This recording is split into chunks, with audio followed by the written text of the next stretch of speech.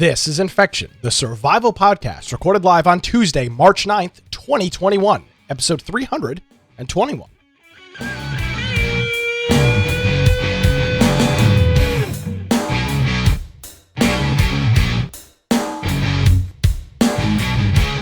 Hello, ladies and gentlemen, boys and girls. Welcome to another episode of Infection, the survival podcast. Infection is your source for the latest information on survival video games. We bring you, sometimes, the latest news, reviews, updates, and more each and every week. My name is Nick Craig. You can follow me on Gab at Nick. You can also check out my political rantings at atnshow.com. But of course, the most important website, the place where you can find this show, and I put a lot of time into these cover arts that I do. You can find that at infectionpodcast.com.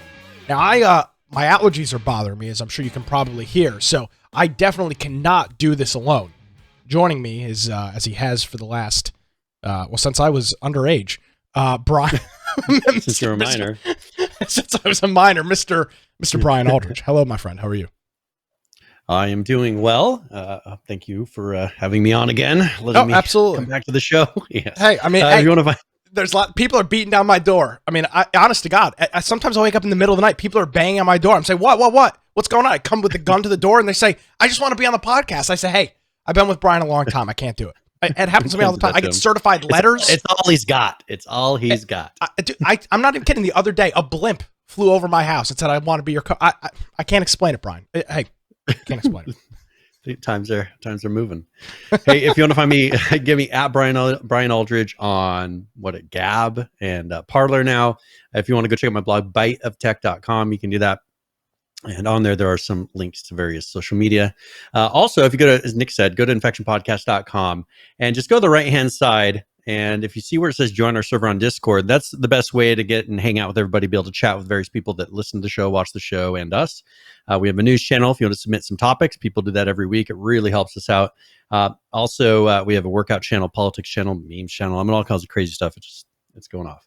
We also have our Steam group if you want to get notifications for the live show. I did do it today. I didn't see it pop up, but who knows? Hopefully it did for all of you. If you want to watch the video form of the podcast, you can do that through Twitch, YouTube, DLive, or BitChute. Also, we have our audio-only forums, and those are the lower right-hand side for all kinds of different platforms, desktop, mobile, everything else. Those are only uploaded after the fact, though. We also have our if you want to go to our pre and post show YouTube channel, Judd does one of those for us, and that's on the right hand side under podcast extras. And then if you want to follow along while you listen or watch the show after the fact, you can do that by just going to the episode number, and we've got a video and an audio player right in there. And also we have all the links, everything that you could use to refer to for that episode is in there. You can watch videos, you can read patch notes and articles that we refer to. And so if you're interested in that, for almost every show that we've done, pretty much have something like that in there. Also, if you want to support us, you can go to the support tab, or you can go to infectionpodcast.com/support, or you can go to amazon.infectionpodcast.com, humble.infectionpodcast.com, or Prime Gaming, and what's the new one we got? Subscribestar.com. I knew a star. I was like, yep, subscribestar.com/infection podcast. You can get all the information there for that. Well, we're back, which is always a good thing. Played some Rust on Friday night, and actually a little bit on Saturday on Judd's server, the Bushlandia server. Went well, had some fun, built a little base, rode around on my horse, built a little garden. Had a fun little couple-hour experience with Rust. Nothing earth-shattering. The game's a lot of fun. I had a couple of people in there. Jonesy was in there. A couple of other people came in and out. UGX Vibe, Subdivisions, they all popped in and said hello for a little bit and played. And it was a good time. Played some Rust, and it's a fun game. I think it scratched the Rust itch that you tend to have, because the game is a lot of fun, but it's so time consuming and all consuming with all of your time. But that was good. It was nice to play a true survival game after having not played one for quite some time. So that was on Friday night game I am night. sorry I missed it, because I just had a bunch of stuff come up, so I couldn't get to my computer. Well, I'm not gonna I'm not trying to say anything here, Brian. I did tell the Mhm. folks there, if I had multiple things that I was going to do Friday night, and I said, no, I'm not going to do it. I got invited to go out to different places. You want to go out to dinner? You want to go grab blah, blah, and I said, no. And I stuck to my word. So Jonesy, thank you for playing around. Judd, thanks for hosting us. And thanks to the couple other guys that showed up. We had a good time. I did crash, I believe, 4 helicopters, which was a total success. Keeping up with the old time. And this is not even a joke. Like I was literally watching a YouTube video on the other screen. And I was like, I think I got it. And then it was just and just explosion, everything. It was a bad time. Yeah. They got to have some sort of a mod or something that makes that easier. I mean, or it's like not an auto fly mod, maybe something that levels you. I think I'm retarded. I think that might be the solution. Yeah. So there you go. Okay. Well, and I did. Okay. So I think last week, did I show off that arcade machine that I got? No, you said you were going to have one. Okay. So I did get the arcade machine in. Yep. And I loaded it up, and I found what's pretty cool about it is there's this project, and then there's like a Reddit section on it, and they pretty much go through and totally package all the games and make a nice menu interface for it. So you download that, and it gives you, I don't know, over 1,600 games. Pretty much not a lot. That doesn't come with like all the Super Nintendo games and all that, but it has a lot of the old arcade games. And then people have various packs and things you can add to it, which gives you Super Nintendo. It's a very well-built machine, and they have the ability to connect and stream games from your computer on it. It's what got device all is kinds this? of stuff. You didn't mention the brand. So the company is At Games, Games. It's the Legends Ultimate, I believe, is what you have. Yeah, right? and it's a Legends Ultimate is the actual arcade machine. They're I think $600 on their website. $100 less if you go to Sam's Club's website and order. But it got shipped very quickly. In a couple of days, it was here. Started going through and putting all the things on it, customizing it, and you can run SCUM VM games. So like the old PC DOS games, the ones that run on the it was like Lucas, but I don't remember. Is it LucasArts who did that? Yeah, LucasArts made a whole bunch of games back. Sierra and LucasArts made a whole bunch of games. Yeah. Yep. So they did. So they did a whole bunch of other stuff, and it works very well. And it's got a lot of features. I'm very happy with it. So cool. I did ask one of our friends who does a podcast on retro gaming, and this is what he recommended, and it does seem to be the best one out there. Awesome. There you go. That's there you go. That's the now I thought that So I did not have a chance to play some No Man's Sky. I did install it. I ended up having a busy second half of my week, so I did not have a chance to play it, but I will. You were supposed to give us a report on something as well. I don't remember what it was. So we'll give you a pass because I need a pass as well. So I'll need, I think, was it, no, it wasn't Elite Dangerous. I'm trying to think of what it was that I was going to go through.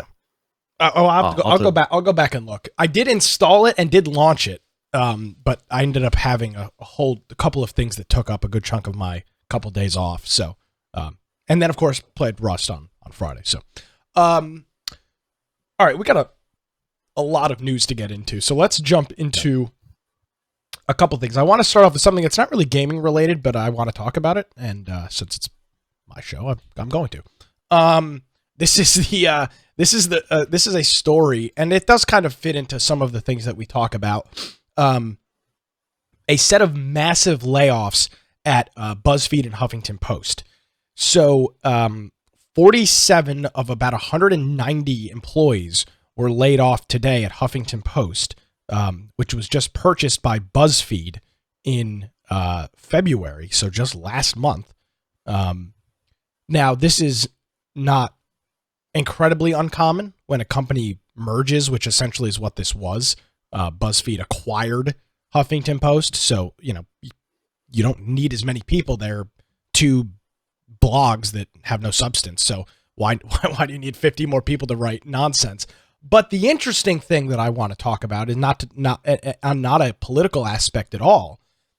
Is I see lots of parallels between the the Huffington Post and BuzzFeed and a lot of the sites that we go to for gaming news, Kotaku, IGN, GameSpot.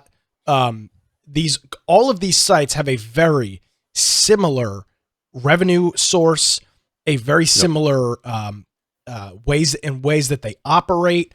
And this, I think, is probably an indication of where this whole market as a whole goes.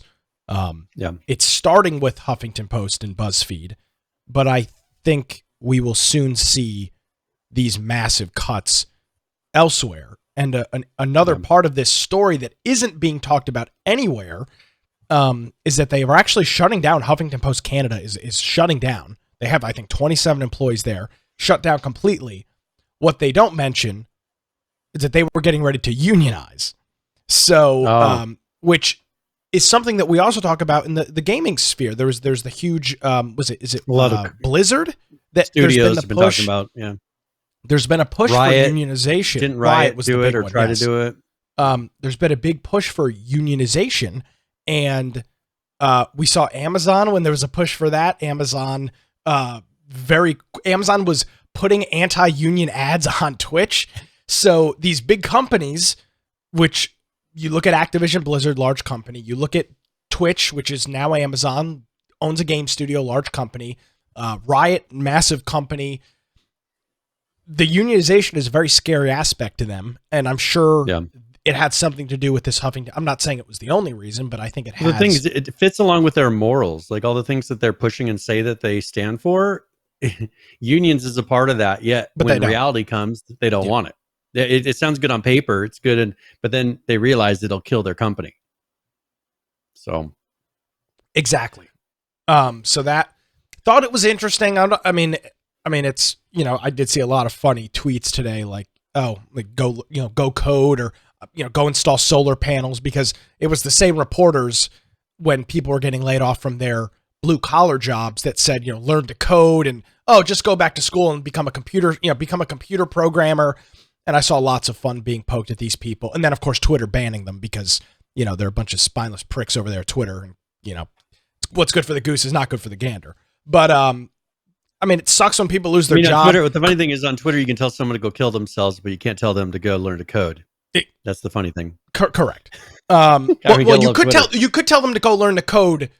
You could tell an oil person to go learn to code, but you couldn't tell a journalist that got fired to go learn to code. Remember, you can't tell someone who actually has some skills in computers. Correct. It was used as a derogatory term towards miners or oil drillers or something. And then when a journalist got fired, they used it towards them, and then they all got banned from Twitter. And actually, a bunch of them lost their Twitter verification. So it's just funny things there. But it sucks when people lose their job.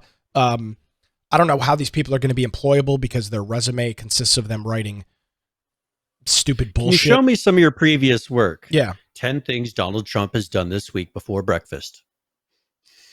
Okay, yeah, that and then articles like, here are, it's not okay to objectify women. And then by the same author, 3 days later, here are these 10 hottest men of the summer. And it's like, oh, well, that's interesting.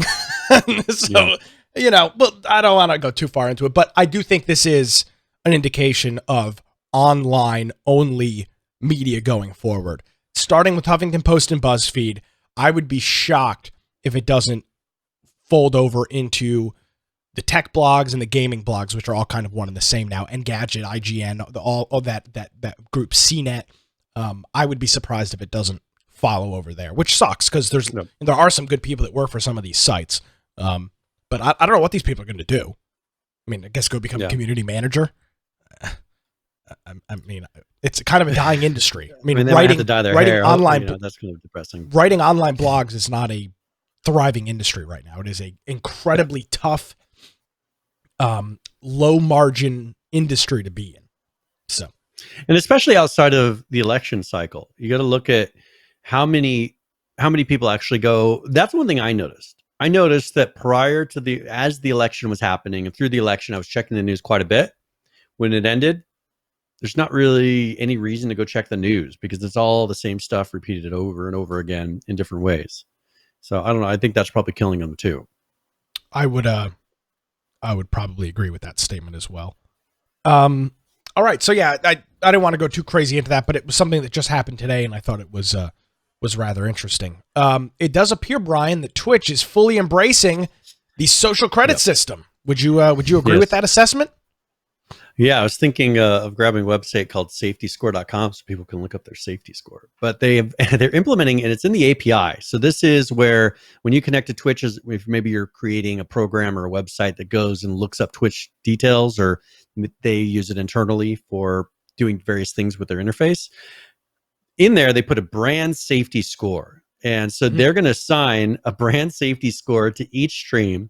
And then that will determine what kind of ads are going to be. So I assume if you have a very low brand safety score, you'll either get the worst ads or, something, based on whether or not you're a streamer or you're over 18. There's a lot of details, to figure out. For instance, if they're over 21, can they do something that requires, like alcohol or something like that?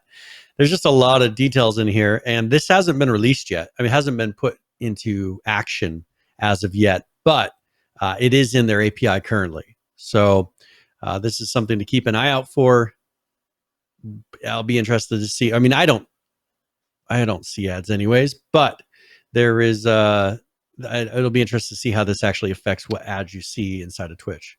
Well, the big thing it's going to affect is CPMs, right? I mean, that's the big thing with Twitch and YouTube is, do you get a good CPM? So when your ad plays, do you get a good rate on how many thousand, or it's CPM's cost per million, but it's cost per thousand. Do you get a good rate? If you got a terrible brand score, which God knows what the parameters and ramifications are going to be well, what kind of scares me is that ads. They're allowing them to go and do a Twitch affiliated reviewer can go in and give you a manual score, which I think, why even bring that in? Like, create all the demographics for, all right, here's the age groups, here's bands, use the data to determine this value. Don't have someone who's going to have bias. Don't tell me, and this, Nick, don't tell me that a Twitch employee is not going to have bias, because we see it every single day. From the company. Horse lady or deer lady, whatever. I mean, the hell she was going to demolish us. I mean, I don't remember what she said exactly, but she was pretty much threatening people. Whatever. What is a horse? What do you call them? Or deer. Sorry, not a deer. A horse, a deer. But if they're going in there, they're going to go in and just start marking people. I mean, they still haven't said why Dr. Disrespect was banned. I forgot about that. They've been asked directly, and they refuse to comment. So you cannot tell me that there is not bias from this company. And we'll see. We'll see what happens with it. We'll see. I'll be interested once this is released to see what our score is from the.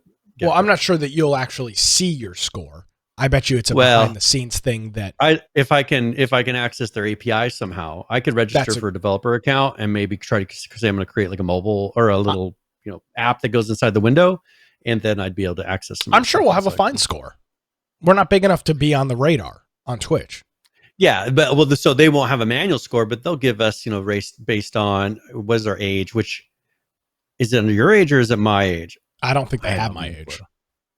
Okay, well, who knows what information we have in here, but interesting. I mean, this is the major reason I mentioned that Twitch is going all China is that this is exactly what the Chinese social credit program and score is.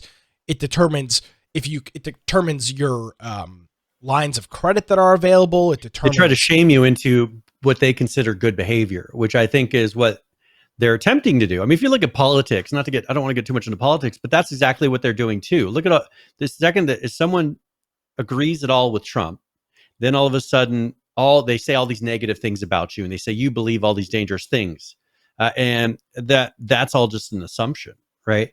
And who are they to say whether or not my view is correct or their view is correct? They just make the assumption that they are correct, everything they do is right, and they have the ability and the right to go through and judge your behaviors or your thoughts. And it's kind of like the thought police coming around. It's just it's annoying. And one reason why I walked away from Twitter.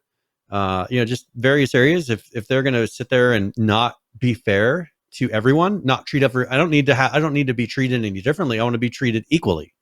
And that doesn't happen. You do not get treated equally on these platforms.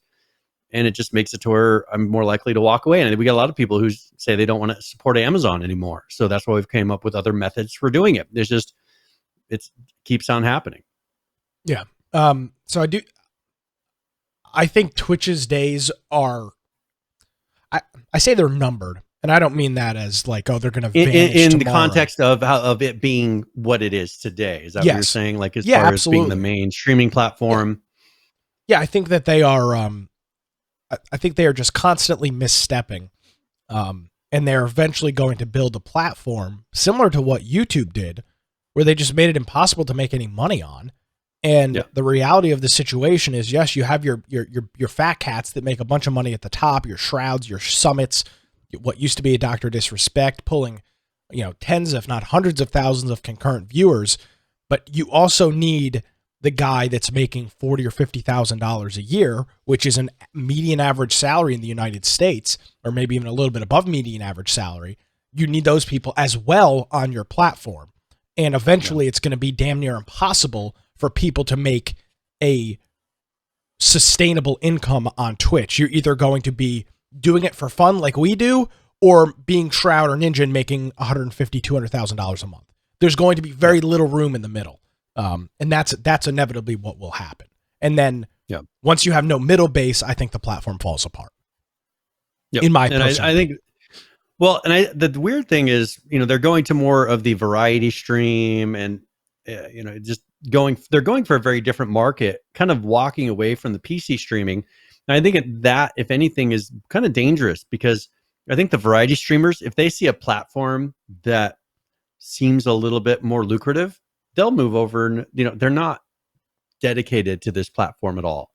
If they see something that's better, or you see them pushing, most of the streamers then push to other platforms like OnlyFans and Instagram and all this, and then that's where they're making their money.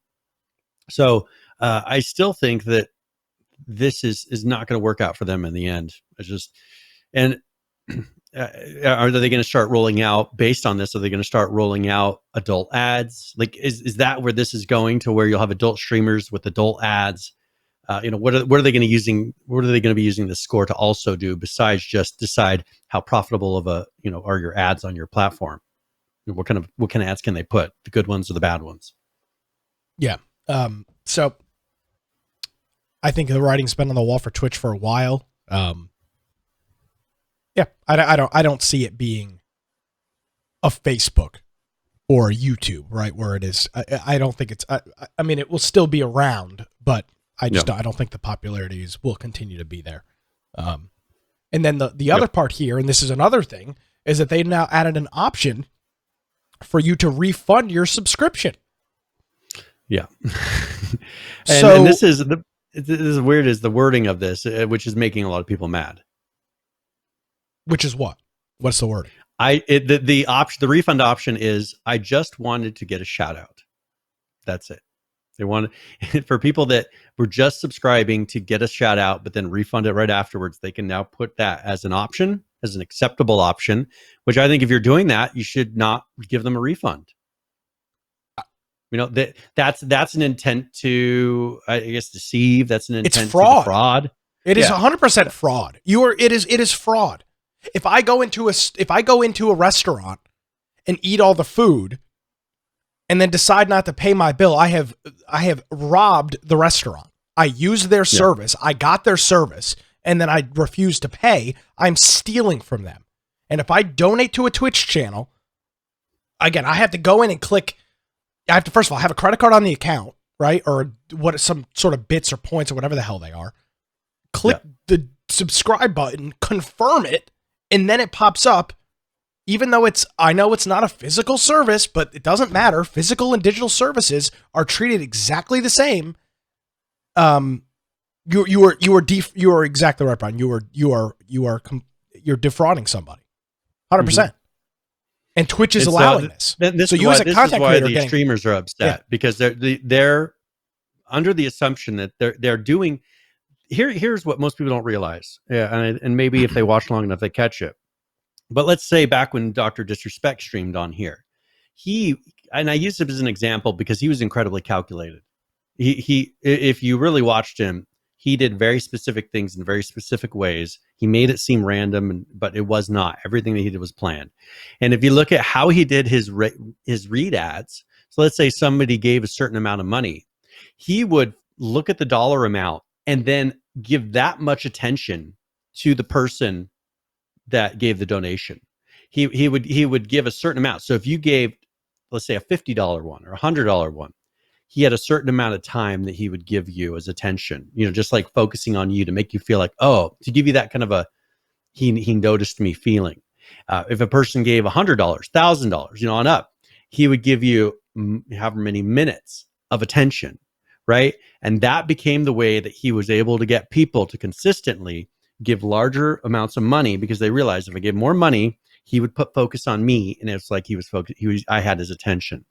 And so for him, if he has people that are donating money to him somehow, and then reversing it, you're wasting his time. You're wasting what money he is offering. That's what he's offering as for the payment is his attention towards you, pretending he notices you, because by the end of the stream he doesn't remember very many names at all of anybody. But that's what he's selling, and now you're taking that away. When you can say, I just wanted to hear him shout my name. That's what he sells. When he says your name, that's what he's selling to those people, and you're now just letting them back out on it. And I think it's pretty stupid. I think it's just going to make more streamers mad, and especially for someone like him who understood the business enough to realize that's exactly what he was doing. And then you turn around and you undo that. Serious streamers are going to get upset and say, that's enough of this. Let's get money some other way. Yeah. Yeah. And PH is pointing out that a lot of these big streamers have it set up to where they can't do refunds. Well, that's how it should be. Yeah.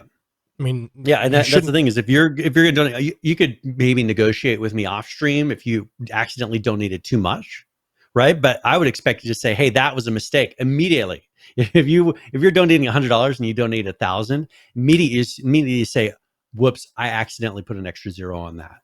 Immediately, so that the streamer knows, here's where this is what the real number is, and do that. But I don't know. This I think is very stupid. It's amazing how many things they're willing to do that are anti-serious streamer. So we'll see.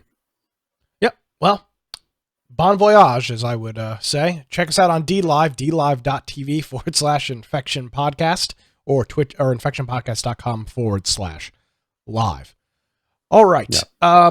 This is an interesting article, Brian. This is from Take-Two, which is the parent company of GTA and 2K. So a very large company. They actually kind of get left out of the fray, right? Everybody refers to Rockstar as a big company when we really should be referring to Take-Two. But they have said that they think consumers are ready for $69.99 MSRPs on new video games. Thoughts, Mr. Brian? $70. Okay, well, if every game was as big as Grand Theft Auto, then I would say yes. But the problem is when you're pumping out a NBA 2021, NFL 2021, where it's mostly the same code, the amount of work and money that goes into creating Grand Theft Auto versus creating all these stupid sports games is night and day. Because they roll out, 4 or 5 different sports packages every single year. A lot of them are using the same technology, the same code base. So it's like them redoing, other than there's different physics, let's say for soccer, for kicking the ball and animations. But a lot of the tech behind it is all the same. So I think that I would happily pay $70 for GTA 6. No problem. But I will not pay $70 for some of these indie games and some of these games that they're constantly just putting out the new year's version, and saying it's a new game when really it's just, it could be a DLC or it could be something else. Well, so there's a couple things. that have to do with cost, right? I don't think so. Games never used to be $59.99 for back in the N64 days. Games were somewhere between like what $29.99 and $39.99. That was kind of it was like it's called $30 or $40.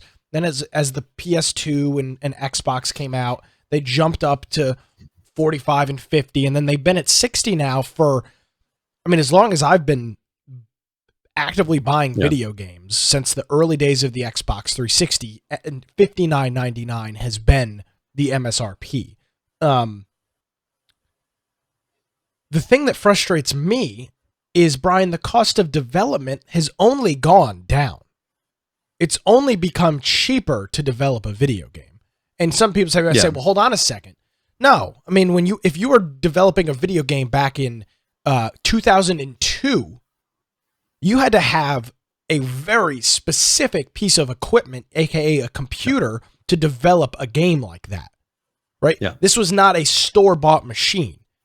Now, almost, I would say, if you look at the Steam hardware list, right, the top hardware that people use, 70, if not more, % of those people that have just regular gaming PCs are capable of video game development at home, because the computers have the resources that are powerful enough to develop. So the cost of development in terms of technology, now we see working from home, has only gone down. Now, I understand staff costs have risen, but to me, the cost has only gone down. There are now less people doing more because the tools are available to have multiple developers do things that you might have needed 3 people to do before, now can be done with one guy that knows Unreal really well with some plugins or add-ons or modifications. So I'm not opposed to the $70 price tag, but I am opposed to what am I getting for it, right? If you're going to jack up the price by $10, you better not just be giving me the same garbage that you're giving me now. That, and even a GTA game. I mean, they spent, I mean, I don't know. How much did they spend in the last GTA? How much did they spend in the last? Was it $300 million or something stupid like that? It was a crazy amount of money. So the cost to make? Yeah, it was some astronomical amount of money. It was like the most expensive video game ever made. Oh, but I think it was before. Total cost was $265 million. I was pretty close. $300 million to develop the game. I can't imagine the next GTA is going to cost $300 million. Yeah. I think the costs for doing service, for being able to do those services have come down. And I don't think the employees are making that much more money than they were pre. Yeah. If anything, they were making more money before because you had to be incredibly specialized. Now anybody, and I mean anybody, can become a quote unquote video game developer. So that's what kind of irks me about a price hike is right now the quality of games we're getting suck, and now they're going to talk about raising the price. That pisses me off. Well, that's one thing, and Melmo kind of brings out a point I was going to say is, for something like GTA, there's a ton of voice actors, a ton of actors, there's a ton of music that's licensed. If anybody has an excuse for saying, hey, we think we should have a $70 title, it is Rockstar and Take-Two and all this. Most of them do not have that many characters. Now, you could say the NBA whatevers, they have to pay some sort of fee to the NBA Association or something. Yeah, they do. Yeah, so okay, that'll put up, but that's not employee costs. That's just a cost of doing business in that field. All they're doing is paying a fee, which of course they can attack, but it's not making the development is just getting easier and easier for those type of games. Now they're always trying to push the limits, make them better. But I think what really it comes down to, especially for Rockstar, is they're willing to pay top dollar for the top programmers. Your average studio is not paying a super high amount for the top programmers in the industry. So I don't know if the $70 does sound like a lot, but I think it should be $70 for what you consider a premium game. And I think they should start putting restrictions on that. If it's a $70 title, do not put things that you have to buy inside of the game in there. Like create a tier if it's PlayStation that can help, deter or Xbox, and say some of this. Say, all right, we have a tier here. This is the cost of the game. There's no microtransactions. A company can't put their game up there on that tier with microtransactions. Something like that, where you can sort through and find the non-microtransaction $70 titles. I think that right now, $70 titles doesn't mean much because there's so many of these titles. Then you have tons and tons and tons of microtransactions in them as well, which makes them seem even more less worthy of being $70. I think that there will be a market reaction to this. Yeah, $70 is a lot of money. People just need to stop buying the $60 is a titles. lot of money. I mean, it really is. $60 is you can, if you took $60, you can do a lot with $60. I mean, you really can. It's a pretty significant amount of money. I think there will be significant backlash if a game comes out, for example, like a Fallout, right? Like a Fallout 76. If that were to re-release at $70, I think you'd have a serious problem. There was already problems with, but look at exactly what Fallout 76 did. It was at $60 on launch. I bought it for like $35. Yeah. 4 weeks after it came out. I mean, the game was literally brand new, and I bought it for half the cost. That's not good. Actually, no, excuse me. That is good. That proves that the $60 MSRP tag, they knew it wasn't going to work, and to liquidate the game, they had to get rid of it at a steep decline. And that's what will happen with the $70 price tag. If Grand Theft Auto or Red Dead Redemption releases that, people will pay it. Same thing with Call of Duty. People will pay it. But if another Fallout game or some sort of Elder Scrolls game or something comes out and it's not a good game, for example, a Doom, I think you could pay $70 for a Doom game. Those games are phenomenal. The most recent Doom, from all accounts, is phenomenal. Doom 2016 was amazing. Those are games that I would be willing, I don't want to, but I'd be willing to pay a full price tag if I really, really wanted to play it day one. But but you're talking about a literal handful of games. So coming from Take-Two, I would say yes. I would say their titles, besides their sports games, probably could deserve a $70 price tag. But for 95% of the industry, but here's the other thing too, Brian. How many games right now do you pay $60 for? Well, I mean, all of the pretty much anything that is like Call of Duty, these main titles. I mean, yeah. But how many of those do you buy a year? They had like 3 different tiers. I probably buy about 5, 10 of the things that are that title price a year.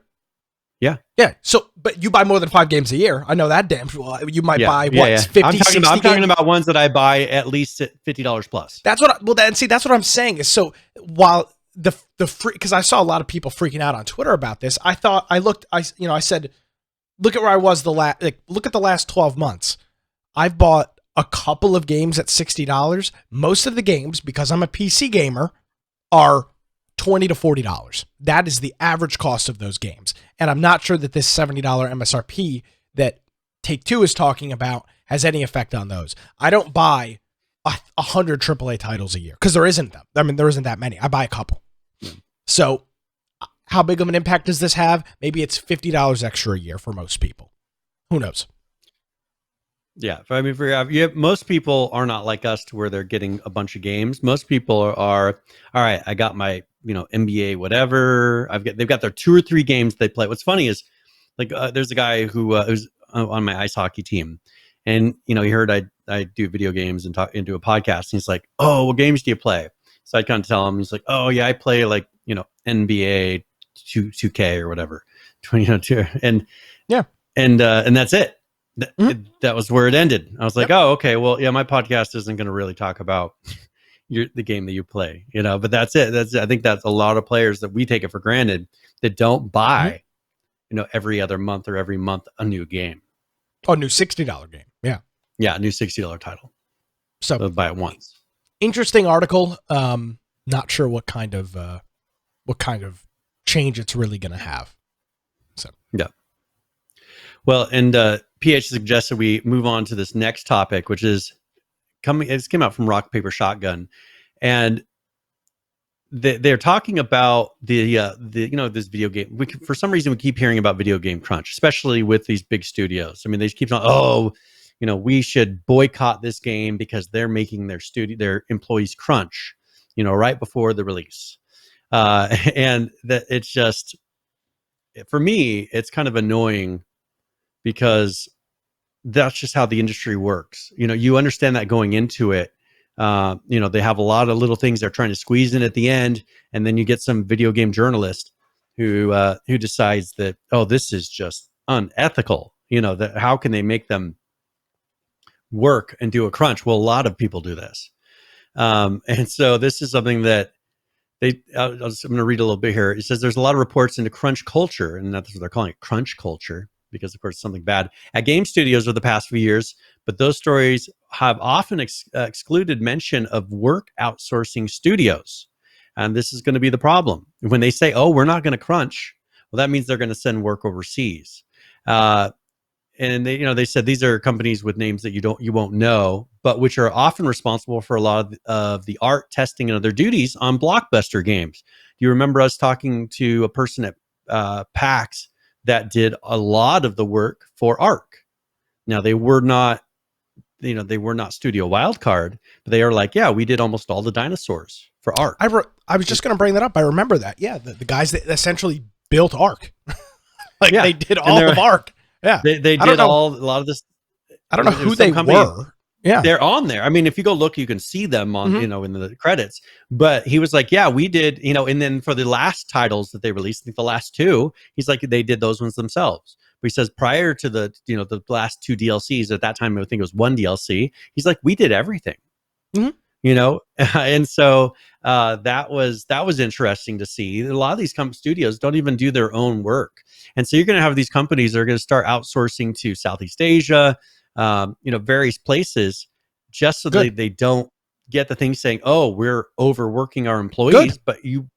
But the problem is people think that makes things come out better or quicker. It does not, and I'm in the programming industry, and I see the effect of, because we get a meld with overseas workers, and a lot of times, sometimes it works out great, but you know what? Sometimes it's horrible and actually slows down the process, and you're constantly waiting for information because of the time delays, and it's a lot of mess.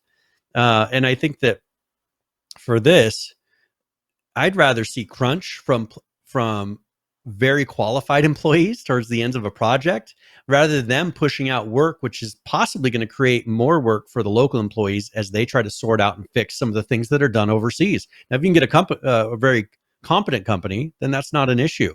But there's not the same standards, and you're passing off. Here's the one thing I find odd: if you really care about a person, does it matter if they're an American versus they're, let's say, for instance, from India? I mean, if you're saying I care about this person because they're being forced to crunch, does it matter who's crunched? Should you say it's all right if a foreigner has to do this, but just as long as an American doesn't? I mean, doesn't that seem a little odd to say to you?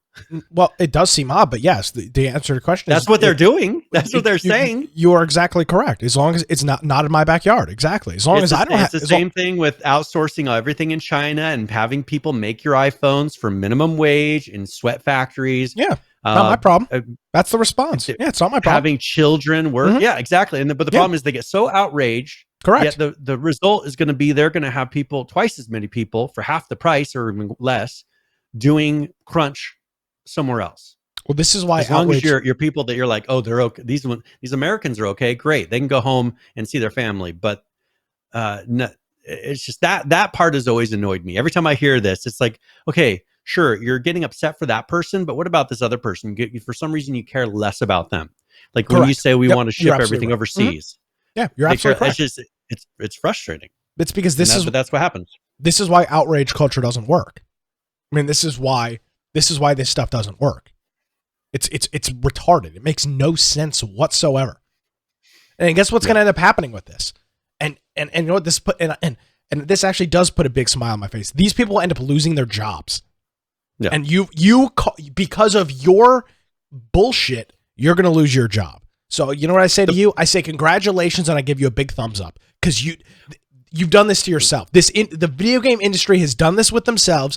because these developers, and I mean the studios, are too afraid to put the hammer down on their employees, and they, like Riot does, allows them to go stand outside. By the way, if you don't show up to work and you're not part of a union, you can't strike. We already talked about this. You are no showing your job in every state across America. That is grounds for instant termination. Almost every state. Grounds for instant termination. You are no showing work. You're no showing. Yep. You're not sick. You didn't call in sick. You are skipping work. It is a grounds for termination anywhere. Yep. Because these companies are too afraid to say anything, Brian, they've allowed this crap to fester, and it's only going to mean that these stupid privileged developers are going to end up losing their jobs. And to that I say congratulations, and I give you a big thumbs up, and you can go now. Then you can go work a shitty minimum wage job to try to provide for your family, and then complain you don't make enough money at that. But at least you don't have to crunch flipping burgers at McDonald's. There's no crunch. Yeah, you need a set schedule. Does Brian, I have a lot of friends that work various places. Every industry has a crunch. For example, McDonald's is a great example. Brian, do you think that they get busier between the hours of 11 a.m. and 2 p.m.? Do you think that they're busy during that time, Brian? Would you say that they're crunching to get more orders out during that time?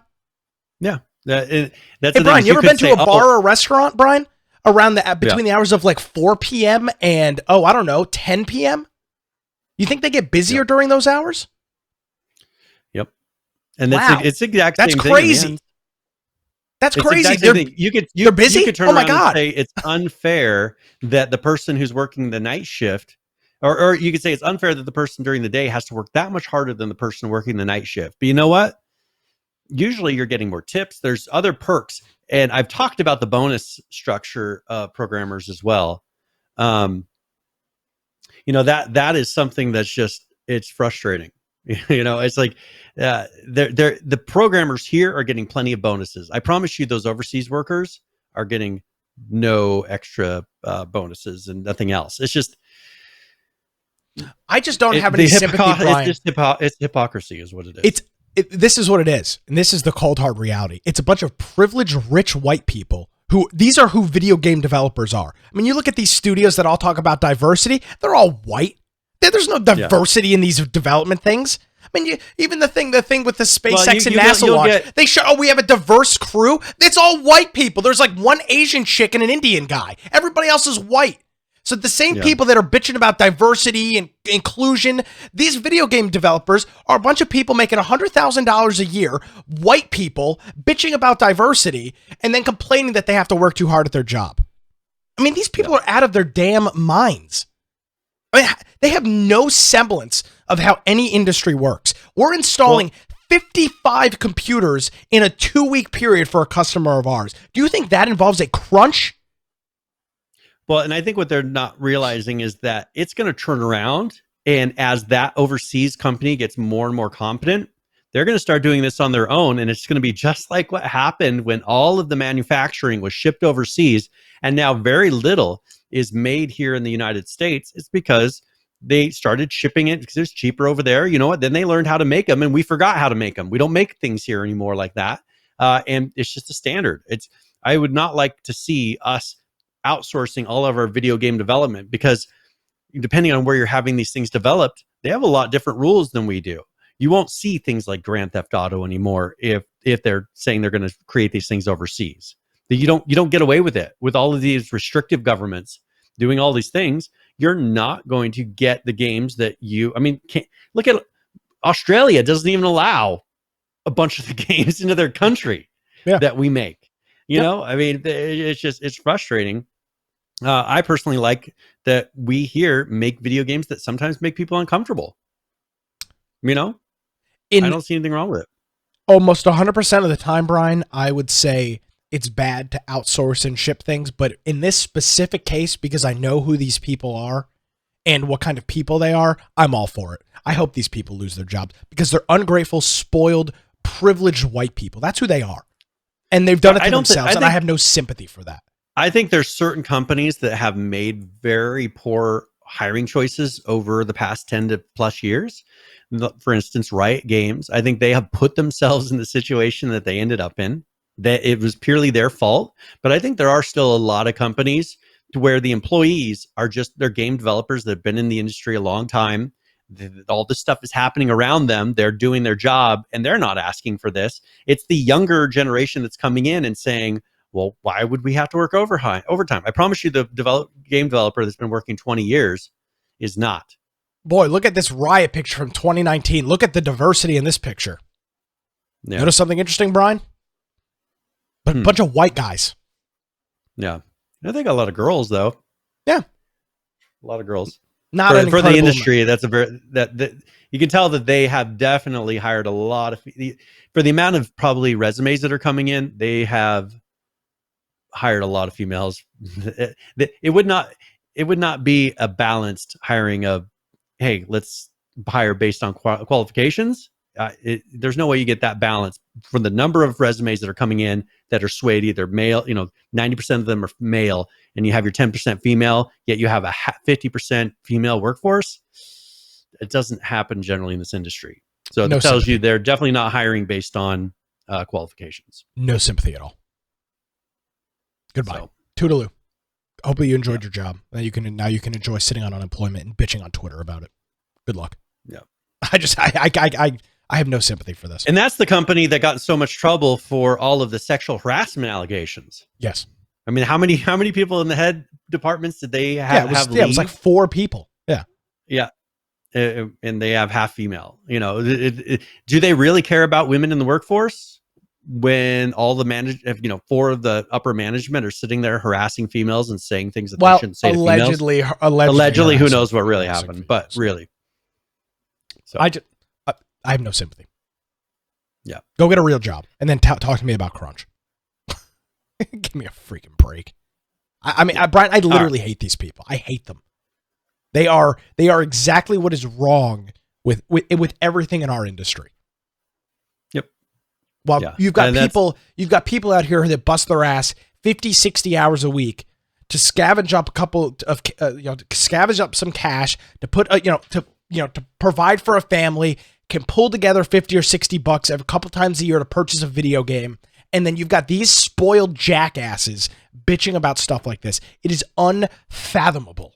It just shows there is a complete and total disconnection from people like that and the rest of reality. People that are actually out in the trenches, as most people do, living paycheck to paycheck and not having a bunch of floating around cash to do whatever the hell you want to do with. It is so blatantly obvious that this is what this industry is. They are spitting in the face of their player base, essentially, because that's who their player base is. Yeah. But what am I? Just the crazy one. I know. Well, and we'll see where this goes because, and Riot was purchased by Tencent, which 100% owned by Chinese company. Yeah. Yeah. Which is not known for respecting women, for respecting human rights, for respecting, you name it. Their owner is the polar opposite of everything they're pretending to be at that company. Yeah. Well, can't point that out or you'll get banned from Twitch. Yeah. No, don't threaten me with a good time. All right.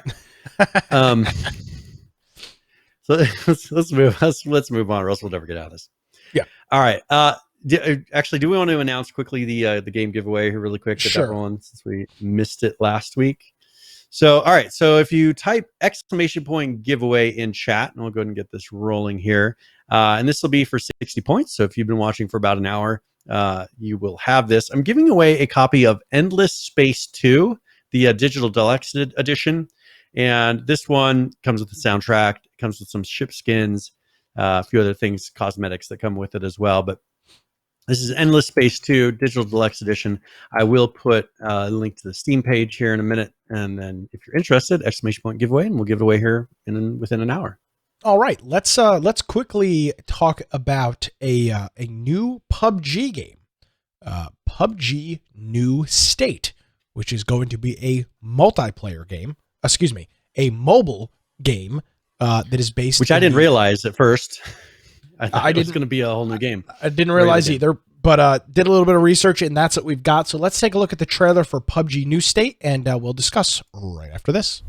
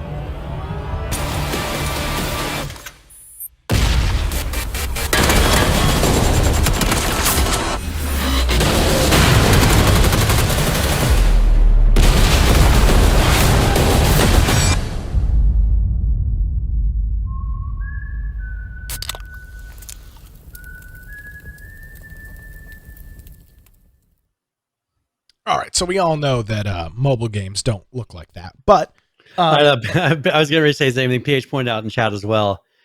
Definitely not rendered on a phone. I've not seen a phone that, especially some of the things they were doing, your phone would not deal with all those details that quickly. So a mobile game set in a little bit in the future, 30 years, right? Yeah, so the 2051 is the setting of it. I didn't seem that futuristic though. Like it looks like PUBG Mobile. It looks exactly with a few like different PUBG skins. Mobile. Yep. Instead of buses, they have some futuristic looking buses. They've got some slightly futuristic looking cars. Yep. And the rest of it looks like a normal everyday building like now. Yep.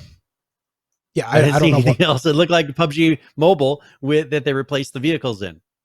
Yeah, I don't know what this is. Maybe they made the TVs like that much bigger on this. They're bigger on the screen because by that time, I would expect to see everything looking much more futuristic. It literally just looks like, wait, that's what's supposed to be in the future. It doesn't look like it's 30 years in the future. Show me, other than the bus and the car, what's 30 years in the future? I just didn't see anything. The guns look like normal guns nowadays. Yeah. You can pre-register on the Google Play Store. It's not yet available on the iOS store to pre-order, but you can do that on the Google Play Store. So not really a whole lot to go into. It literally is PUBG Mobile with some new tweaks. That's PUBG New State. I don't know exactly what the plan or what the goal is. But yeah, that's PUBG New State. So if PH points out they should have done this. They should have said the pandemic pretty much stopped everything, and then here's 30 years later. That would be a better, then everything would look normal. You wouldn't have to really change that much. PUBG is based in some foreign country. I mean, just bring it to America and make a PUBG America, 30 years later. That seems like it would have made more sense because what they showed, was minimal effort from what I could tell based on the comparison between that and PUBG Mobile. Agreed. So yeah, there we go. $70 title. There we go. Exactly. There you go. All right. One thing I put in here, but I figured this might be relevant to some of our listeners. But there's Liquid VPN is getting sued by movie companies for encouraging and profiting from blatant piracy. And this is one of the first I've seen of this, them going directly for a VPN. I just figured it'd be worth mentioning. Liquid VPN, the problem is I think they advertised that, this would be to get software that you're not supposed to get rather than wording it in a different way. And so they're actually getting hammered for this. So just if you're in Liquid VPN, you might want to switch providers because they're being sued currently. So we'll see what happens. They call themselves the #1 best VPN service today. Well, yeah, I mean, well, it literally says try crazy. Internet's most trusted VPN for coding, torrenting, and online piracy and streaming. So they're promoting torrenting, which, by the way, torrenting isn't illegal. Torrenting isn't illegal. Pirating. The problem is they use the word pirating. No, they don't. No, not in this. It's coding, torrenting, online privacy, and streaming. Oh, okay. I thought you said pirating. No, I'm sorry. Privacy is what you said. Yeah. Yes. Sorry. May have misspoke, or you may. Not I was like, they said it. Piracy. That's why I was kind of shocked. I was like, no matter they got sued. But Kodi, which used to be XBMC, is pretty much only used for illegal content. There are use cases, I understand, very heavily used for that. Most people are not torrenting Linux distros or other things. They're torrenting TV shows and movies and software. Now, I agree with the online privacy and streaming. That's accurate. But yeah. Yeah. So this is something's happening, but keep an eye out because if they are successful against this, I'm sure they'll use that to start moving in on some of the others as well. Yep. So, all right, there you go. So we talked a while ago about Watchdog Legions, and they are having an issue with their multiplayer because they're supposed to be rolling out this PC multiplayer.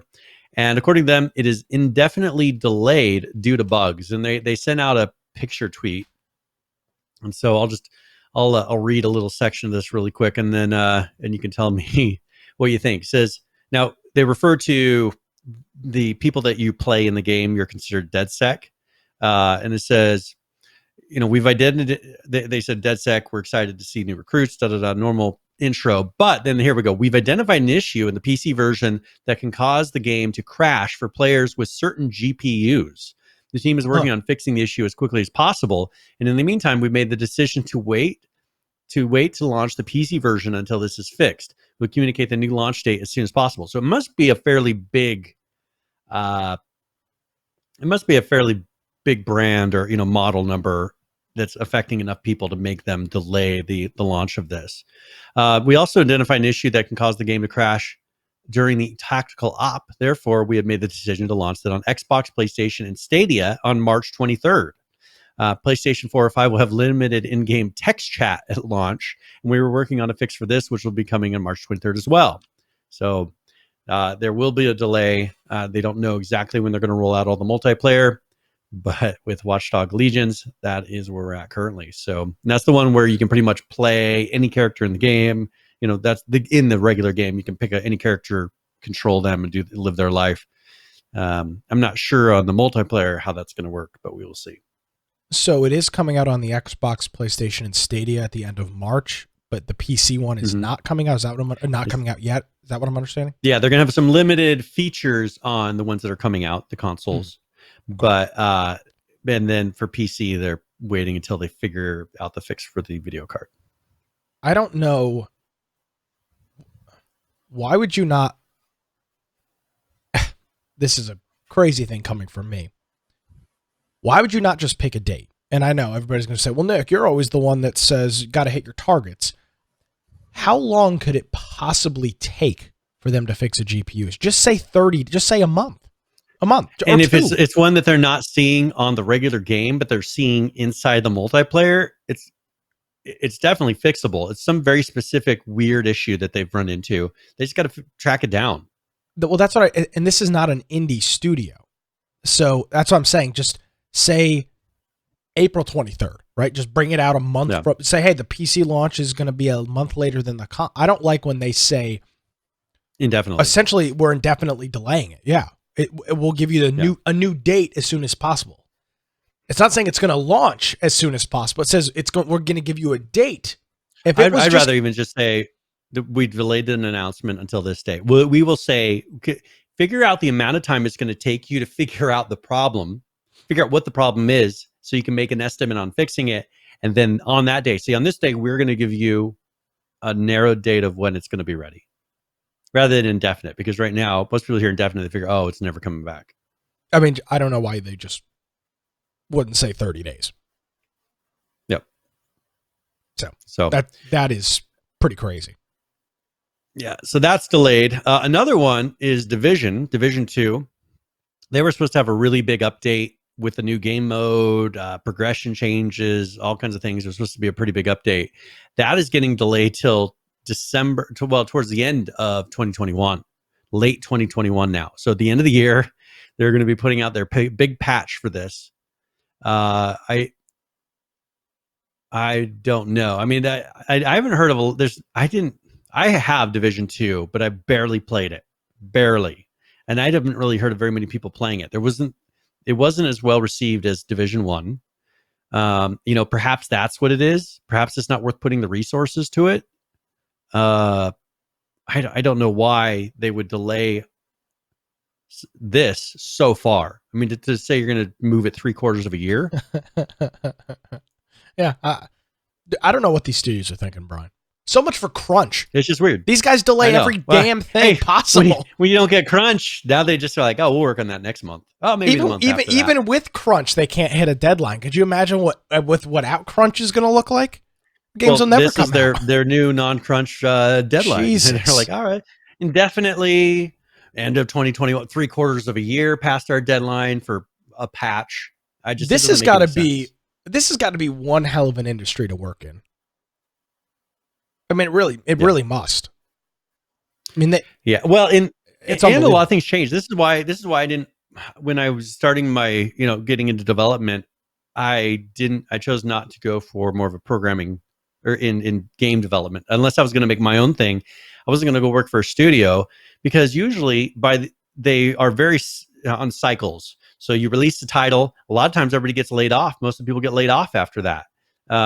It's not a great industry to be in, because there's so much up and down unless you are expecting that.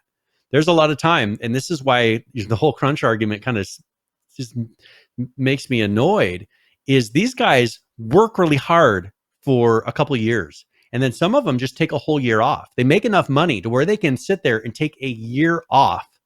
And yet you're going to sit there and complain about crunch. They can take a whole year off and have it not really affect their paycheck that much. It's called sacrifice. And you're sitting there. But then if you take the crunch away, they're not going to get that year off anymore. I bet you they prefer the year off. Then they'll bitch about that. Yeah, that won't be good enough either. So that's Division 2.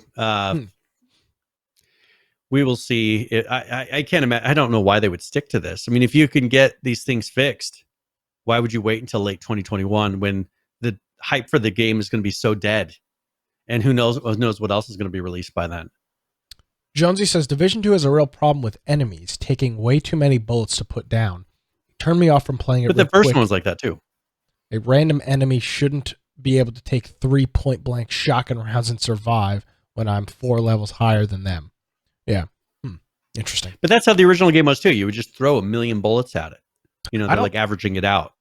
I hadn't heard or haven't heard much about Division 2. I know you have it. I know a couple of other people do. I played a little bit. I played the beginning, and it was just like, there's just no interest. The story was not engaging at all. It just was a very boring story. Yeah. Very interesting. Yeah. All right. Do you want to talk about Xbox for a little bit? Got a lot of Xbox stuff. You're a proud Xboxer, and this is some pretty interesting news. Yeah. Yeah. So Xbox consoles now have a new browser. First, because as I've been saying a long time, Xbox is pretty much a computer. And so they rolled the new Microsoft Edge onto these Xboxes, which includes Chromium. It's the it's part of the alpha build program. It's not for everybody yet. It's just on the you have to be this is their early. Yeah, this will be rolling out onto the main platform, but because Microsoft does not support Internet Explorer anymore, not Microsoft Edge as you knew it. It is now pretty much Chromium with the skin on top of it and a few custom, and they've tweaked it some. It is enhanced. But because of that, now you can install plugins and various other things. So now you can run GeForce Now in the browser, which allows you to stream Steam games to your Xbox console. And you can stream other things. You can use these various streaming services. So check this out. And you'll be able to play games. Yeah. So this is the guy using GeForce Now. You can see it's launching. You can see it's pulling up a Steam window because that's essentially what it's doing. And then we will momentarily see here a user in the game. Wonder how it runs. Looks like it's going fairly normal. Yeah, I mean it's running right out of the browser. It looks. Yep. So any of those GeForce Now games, you can do it there. Cyberpunk, whatever else. So that's something new. One more thing to draw you possibly to Xbox, because you can actually treat it more like a computer. I mean, that's what it's doing. It's becoming more and more like a computer now that you can run Chromium plugins, which is pretty much any Chrome browser plugin in it. You can do all kinds of things on it. Yeah, that was one thing that did you ever have a Nintendo Wii, Brian? Yes, actually I do have one. That's what made the Wii really cool, is that it had a browser. The Xbox 360 at one point didn't have one. The PlayStation had one, but it was limited. The Wii had one. Well, so did my Dreamcast. But the Wii had a really nice browser for the time. And that was a really big use point for this thing was, hey man, you can put it up to you can hook it up to your TV and browse websites as if you were. And you got to remember when the Wii came out, it was what 2007, 8, somewhere in that range. I mean, there was a different era of computing. I mean, it was very cool to have a full-fledged web browser on the Nintendo Wii, even though the interface kind of sucked. It was a great feature. And then the Xbox One didn't have one, and it doesn't have one and the new Xbox doesn't have one now, which just makes it kind of a huge pain in the ass. So, yep. So this is coming, and keep an eye out for it. And so I found another article just kind of following up and confirming this, more of the title of the article is what caught my eye. Here's your Xbox could become a living room. Sorry, I'm going to re-say that. Your Xbox could become a living room PC thanks to the console's new browser. So it used to be, they didn't want to brand it. They wanted it to be a console. It's becoming a computer more and more. I think that there's less and less that's going to be dividing the two. Yeah, there's just one more step towards that. Looks great. Very, very, very cool stuff. All right. So today at Xbox or Microsoft, that merger or the acquisition of Bethesda has completed. All the proper authorities have marked that off as being able to happen. And so now they're officially under the Xbox brand. And, there's some tweets that are that have gone out regarding this. And there's actually a video. I don't know if you want to play that video really quick. There's a Here's to the Journey video from the Bethesda that they released. I think it was today. All right, let's take a look. Old school Bethesda Here's logo. To the Journey.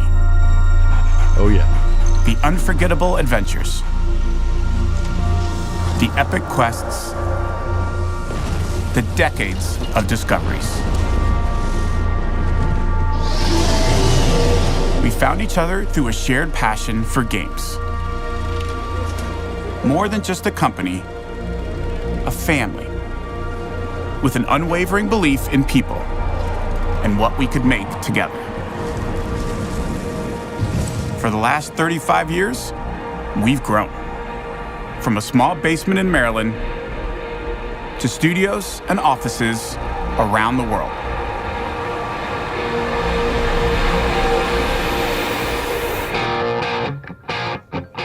Together, Copyright we strike. brought our dreams to life. Yeah, here we go. Worlds Thanks, that YouTube. inspire creativity and chaos.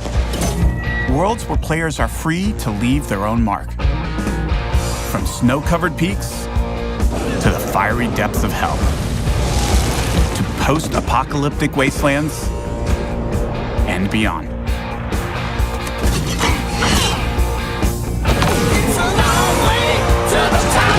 If you want to.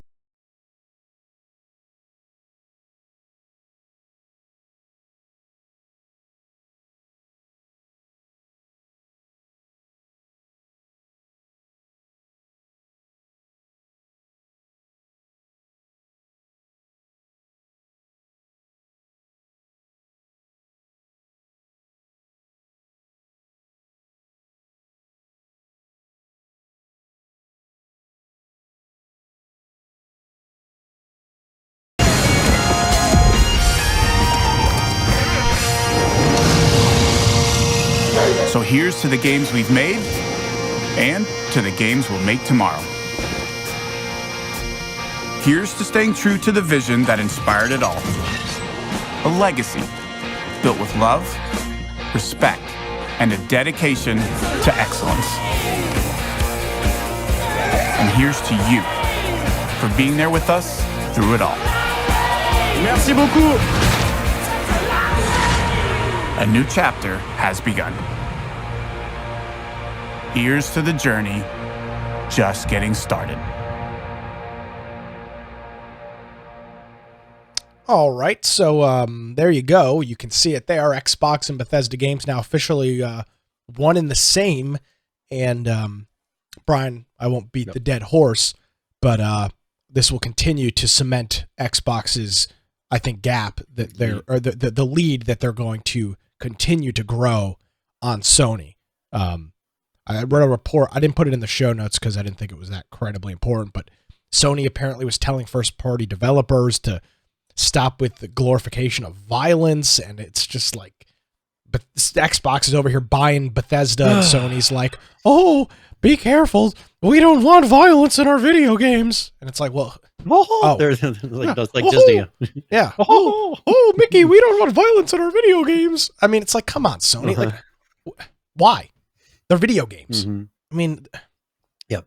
But all those studies. Oh wait, the studies prove the opposite. Yeah, the studies that we prove that have proven time and time again that there's no correlation. But I mean, we only trust the science when it's convenient, Brian. You know how this works. So now, as a follow-up, one of our favorite news sources, Kotaku, put out an article today saying Microsoft confirms that some future Bethesda games will be exclusive to Xbox and PC. So it has begun. You will have Bethesda games that will not release on any other console and on Sony at all. So, this is why they did it. This is why they spent $8 billion on Bethesda, because this is how you are going. Yeah. This is how Microsoft is going to own the video game market. Do you think they'll ever buy Rockstar? No, they won't be. I don't think so. For sale. No. But I'm saying, like, let's say 10 years down the road. Do you think they'll ever buy Rockstar? I figured that would be like one of their top, if we could dream ones. If they had an opportunity, I just feel like they would snap it up as quickly as possible. If they had the opportunity, yes, but I don't think the opportunity will arise. I would much quicker assume that Activision or Blizzard will purchase Rockstar before Microsoft does. Yeah, maybe. I don't know. We'll see. But so that's the Microsoft news. You essentially are going to have Steam and Microsoft will be they will be the two video game companies for the most. I mean, obviously you still have Activision doing their thing, but it will be owned by Gaben and I don't know who's currently running Microsoft or who's running it. Phil Spencer, I think, runs the Xbox. Spencer, yeah. The guy who founded Bethesda, I think, died like a month ago or something. A couple months ago. Last couple months. So there you go. All right. Yeah, that's Xbox. So we can we'll keep seeing what happens. Let's switch over to Epic. Because we go from Xbox. Now, some things have been happening in Epic. First of all, there's that whole lawsuit that's happening. And I saw an interesting article about something that's happening in, was it Arizona? Maricopa County, maybe? Some ballots being found? No? No. So this is Arizona moved forward with legislation that will force Apple and Google to allow alternate payment options. Uh-oh. Yeah. So it says, while Apple and Google likely breathed a sigh of relief when a proposed North Dakota bill that would require the mobile platform to allow alternate forms of payment voted down in their Senate, now we have Arizona.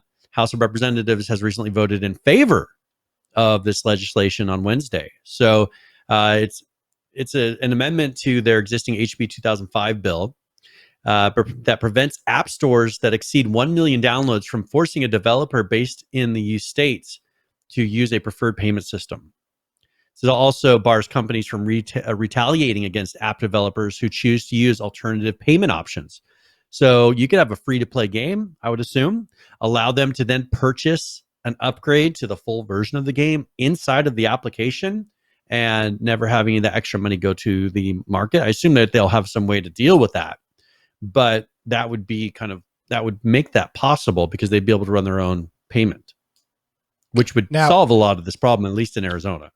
Jonesy says, does one state doing it matter? Yes, because it sets legal precedent. They have to build it into the functionality in too. Yes, correct. And then once it is, and again, now this is just in the House of Representatives in the state of Arizona. So it wouldn't, I don't know about Arizona politics, but if it's like many other states, the bill needs to be passed in the House, then passed in the Senate, and then signed in by the governor. That's how it works, at least in North Carolina and a whole bunch of other states. So that is an interesting. It might not go anywhere, right? It could just be Arizona passes it, or I mean, maybe the governor vetoes it. Who knows? Yeah. But this once one state does it, I mean, there is kind of a domino effect. You've seen it on a much smaller scale, though. Look at the legalization of marijuana. Yeah, slower and a much state more. State, keeps moving forward. You had, what was it? Colorado was the first one that did it, and then you've slowly had other states do it, and it's slow. And obviously that's a federally illegal thing, so it's a different situation. But it is it's not. It won't be a quick thing, but I think once a state does it, well, as you said, it will force the companies to build in the technology. And then it's only a matter of other state legislatures or the Supreme Court, if it goes to that level, to write it. And there you go, it's done. So that's where we stand on. Where we stand on that from Epic. We have some other Epic news. What else is going on with them? Yeah, so Epic actually acquired another company, and there's a video for this. Okay. This is all part of their things making developing video games easier. And so this is a company called Capturing Reality, and they do a lot of getting like textures and 3D scans of objects. So go ahead and turn up the audio because they're talking for this. Oh, okay. The world and to make it available to everyone. The technology that makes this possible is reality capture. It allows us to generate incredibly detailed 3D models from simple pictures, and is one of the fastest and most accurate photogrammetry solutions in the world. In fact, we used it to create the entire Megascans library. Today, I'm excited to announce that Capturing Reality, the makers of this amazing piece of software, is joining Epic Games. We're joining forces to help bring this technology to everyone, making it more affordable and accessible so that we can capture the world together. With that, I would like to turn it over to my colleagues Martin and Michal at Capturing Reality to say a few words. Hi everyone, Michal and Martin with Capturing Reality here. Our dream has always been to bring scanning to everyone by giving our customers the most powerful and easy to use photogrammetry solution on the market. We are proud that what was once a tiny Slovakian company has helped revolutionize 3D. With Quixel having created the world's largest scan library, and Epic's mission to empower developers to create and share compelling real-time 3D content and experiences, it is the perfect home for our team. On behalf of everyone at Capturing Reality, we are thrilled to join Epic Games. And together with Epic, we are committed to make our software the best it can be for every industry. So to our customers, this will only change your experience with our software for the better. Thank you for your support. We would like to now hand it back over to Teddy. Thank you, Martin and Michal. By joining forces, our aim is to allow everyone to join us in this journey to capture and share the beauty of the real world. Thank you for your continued support. We look forward to the exciting opportunities ahead. All right, Brian, what does this mean? So pretty much what you can do, you remember us showing off when they were hinting at the new Unreal Engine 5, and they were showing those objects in the room that just had a ton of vertices, is what they call them, but it had a lot of detail on it. So in this, what they're doing is they're going in and scanning objects, so they can scan a room, a whole room, and have it detail for detail perfect, because they're going through and just doing various ways, to get all the sides of an object. And then because of the new technology of not having to have a really low poly count, low vertice count, you can then have that in the game. So let's say, I think first you'll probably initially notice this maybe as walkthroughs of galleries, somewhere where you're going and seeing a real world place and you want to see it exact. You'll put on a VR headset, you can walk around, you can look up close, you can see everything identical for how it is. I think that'll be the initial, but then you'll start seeing it, rather than them modeling in, let's say, a cell phone. Because the old way of doing it is you have a designer go in and he'll create the shape of it, and then they'll texture it with some software and try to look as closely as possible to this cell phone. Well, instead what they could do is they could take pictures and scan the cell phone in like pixel for pixel, dot for dot of what the real thing is, and then now they have an exact representation of a cell phone in the game. You can do huge landmarks. You'll start seeing this maybe, kind of like what they were doing with Microsoft of using satellites to do that. But let's say you're in some sort of a game that's covering a huge amount of the world or a large location. They could go in and scan a lot of those things in and use various technologies to kind of build it out and then go in later and put detail in it. So it's just this is just another step towards creating really big, complex games more quickly and less minutia time, I guess is what you could say, of trying to do the little details. Could this have an impact on the asset store? Because to me, this seems like maybe less of a need for as many purchased assets if you now can scan items. I think people will be scanning assets and then putting them on the asset store. So I think if anything, it's going to add more to the asset store, because people will be able to use this technology. And let's say they want to have an exact scan of that guitar. They could pull their guitar off the wall. They could scan it in dot for dot, remove specific branding and things, what do they have to do to make it legal? And then, there you go, you have a guitar, rather than someone going in the modeling program and shaping it just right. It's a little bit quicker way, not exactly efficient. It's going to be a huge file. But it seems like they're kind of leaving the small files behind with this new Unreal Engine. And my concern is the size of game files are going to be huge. They're already massive. Yeah. And if you're scanning in all this detail, it's just going to get worse and worse. In the future, this won't matter as much when everybody's got 10 gigabit internet, at some point, and, we're working in the next step above terabyte to, whatever it is. Petabyte. When petabytes are the average in your computer, we'll look at it then and say, oh, well, that's not a big deal. Well, from this end, it looks like a big deal, because as you start scanning these objects, there's a lot more detail in there, and the files will be much larger. We're now running into consoles that don't have, larger than 256 gigabyte hard drives in them. This is going to be a problem. I think we're on the beginning of the technology, and I think it's going to take a little while before it becomes more commonplace and a little less painful. Because right now, if they scan all these in here, how many of these games can you fit onto your Xbox? And especially if you haven't put in the extra SSD hard drive, because they throw warnings when you install it. Because I on mine, when you install it on an external hard drive, a USB 3 hard drive, it throws you a warning saying, hey, you're going to lose performance on this. These type of games will want all the performance they can get.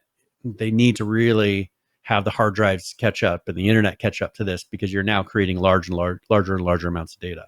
See, Falcon makes a point here. He says if they can get scanning in process to optimize the poly count automatically, it won't be bad. See, and that's the thing, right? So as long as they optimize it on the release of the game, it shouldn't matter, right? So they might need to have petabytes of storage for the files, but as long as it gets compressed to a decent size, then it doesn't really matter, correct? Well, what I'm wondering, I don't know what 100% of the technology is behind all of this, but what I'm assuming is they're probably using some sort of a texture map, which is pretty much like a grayscale image. And the darker it is means the more depth. You can create some pretty good depth and detail using these maps. I would assume they're using something like that, and they're not using the pixel by pixel method that creates a high poly count. So there probably are some tricks they're doing that might help with the size, because there's less detail. You have one like bitmap image that's super high resolution that is kind of giving the depth to it, but it's not turning around and having a really high detailed model asset in there. Until they release it and I start seeing the assets, I don't 100% know. But I'm assuming they're doing some tricks to make it to where you don't have 100 megabyte, little thing sitting on the counter. Because if you don't have a way of optimizing it, the coffee cup in the game is going to be 100 megabytes. And, that's just one of the things in there. So that could be a problem. Absolutely. We're running a little short on time here, so I want to quickly cover some games. Dead Matter has got an update here. Nothing crazy in this, but I do just want to mention one of the interesting points that they brought up. There was an interesting issue with their nutrition system.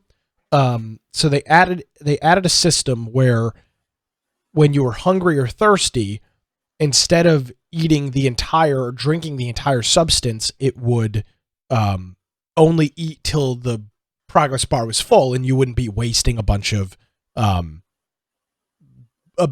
food just kind of going to the ether. Well, there was an unintended bug with that because they were using the same code for the weapons, for the stacking system in the inventory. So the items ended up weighing an incredible amount because they were using some of that leftover code. So they're working on fixing that, and a couple of other things. Nothing that's really that big. As they continue to work towards their 0.60 release. No pictures, no screenshots, nothing this week. Just a couple of little minor things. So, quick update there from Dead Matter. Very good. Let's go ahead and talk really quickly about Valheim. And I just wanted to mention they have now done 5 million sales, and this was as of the 3rd. So who knows? That's almost a week ago. But they have hit 5 million people that have purchased the game. That's, in that short period of time this game has been out, they said they've done over 15,000 years of playing time in the game. Impressive. So 30 million hours of gameplay on Twitch. It's just it's crazy. And they've put out a roadmap. So they have like a 2021 roadmap that they say that they're working their way through. So it seems like there's so much hype for this game. It is a single player game. I'm curious where it's going to go, because with single player games, there's not a huge replayability usually. How are they going to keep this hype going? Because you're not going to have people playing the same game a year from now if it's just a single player game that hasn't changed that much. Now it has a co-op mode, but that's not like a 100 player co-op or multiplayer where you're battling against people and killing people that you don't even know. Generally in the co-op, these are people that you already know that you're playing with. So there's still not that long replayability aspect to it. Kind of like The Forest, no? Yeah, it's kind of like The Forest. Yeah, and the thing is, you go in there, you play it for a while. Oh, that was fun. Well, a month later, you move on to something else. I'm just really curious, how long is this going to hold? They're going to have to put out, and it's from what I can tell, not a huge development studio. Are they going to be able to, unless they're hiring people like crazy right now, are they going to be able to change this or put out updates and changes and features fast enough for people to maintain interest 6 months from now and still be playing it? And I just don't know yet, unless they really ramp up the multiplayer on this and make it towards less of a co-op and more of an actual online multiplayer. I don't know how many people are going to continue playing this over the next 5 months from now. Yeah, that's definitely a concern. And I think a pretty similar parallel you could draw to it is Forest has that similar majority single player, limited co-op. And now the Forest has expanded that. And I would assume the Forest 2 is going to have even more of that multiplayer support from day one that the Forest didn't have. I could be wrong. Or no, it's not the Forest 2. What's it called? Like Friends of the Forest or something like that. Yeah, I think that's what it was. So, or Survivors of the Forest. Bingo, so, boom, shakalaka. That's interesting there. Let's see. Big Woody Sauce says WandaVision. So it's a new series that's based on some superhero lore. So. Oh, it's a TV show. Okay. Yeah, it's put out by Disney Plus. Oh, great. Great. Thank you, Ross. It is greatly appreciated. And yeah, check out WandaVision. All right, Rust. Let's look at a couple of these Rust videos because my voice is rapidly deteriorating. So let's see. We've got 2 videos here. We've got the first one is the official update from an official Rust video about the transit line, and then we've also got a Shadowfrax update. So let's start off with the transit line video, and then we'll transition into the Shadowfrax one and get everybody up to date with what's going on in the wonderful world of Rust.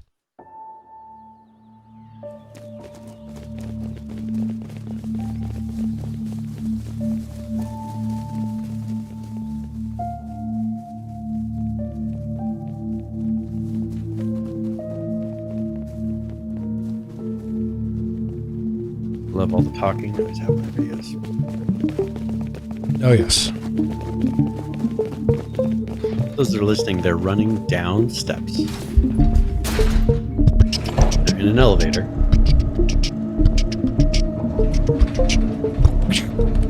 It's much better than their like underground. They have like a tunnel system right now that they have in the game. That's much better. Yes.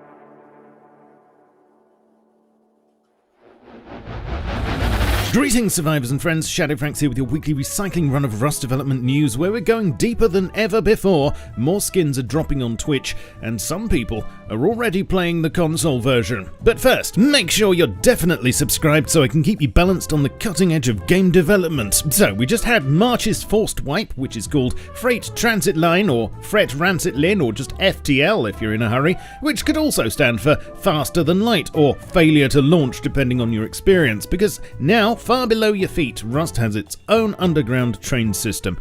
In fact, did you know that one of these will now be generated on pretty much any map that spawns monuments, even as small as 1000, where it's basically just a budget Hadron Collider.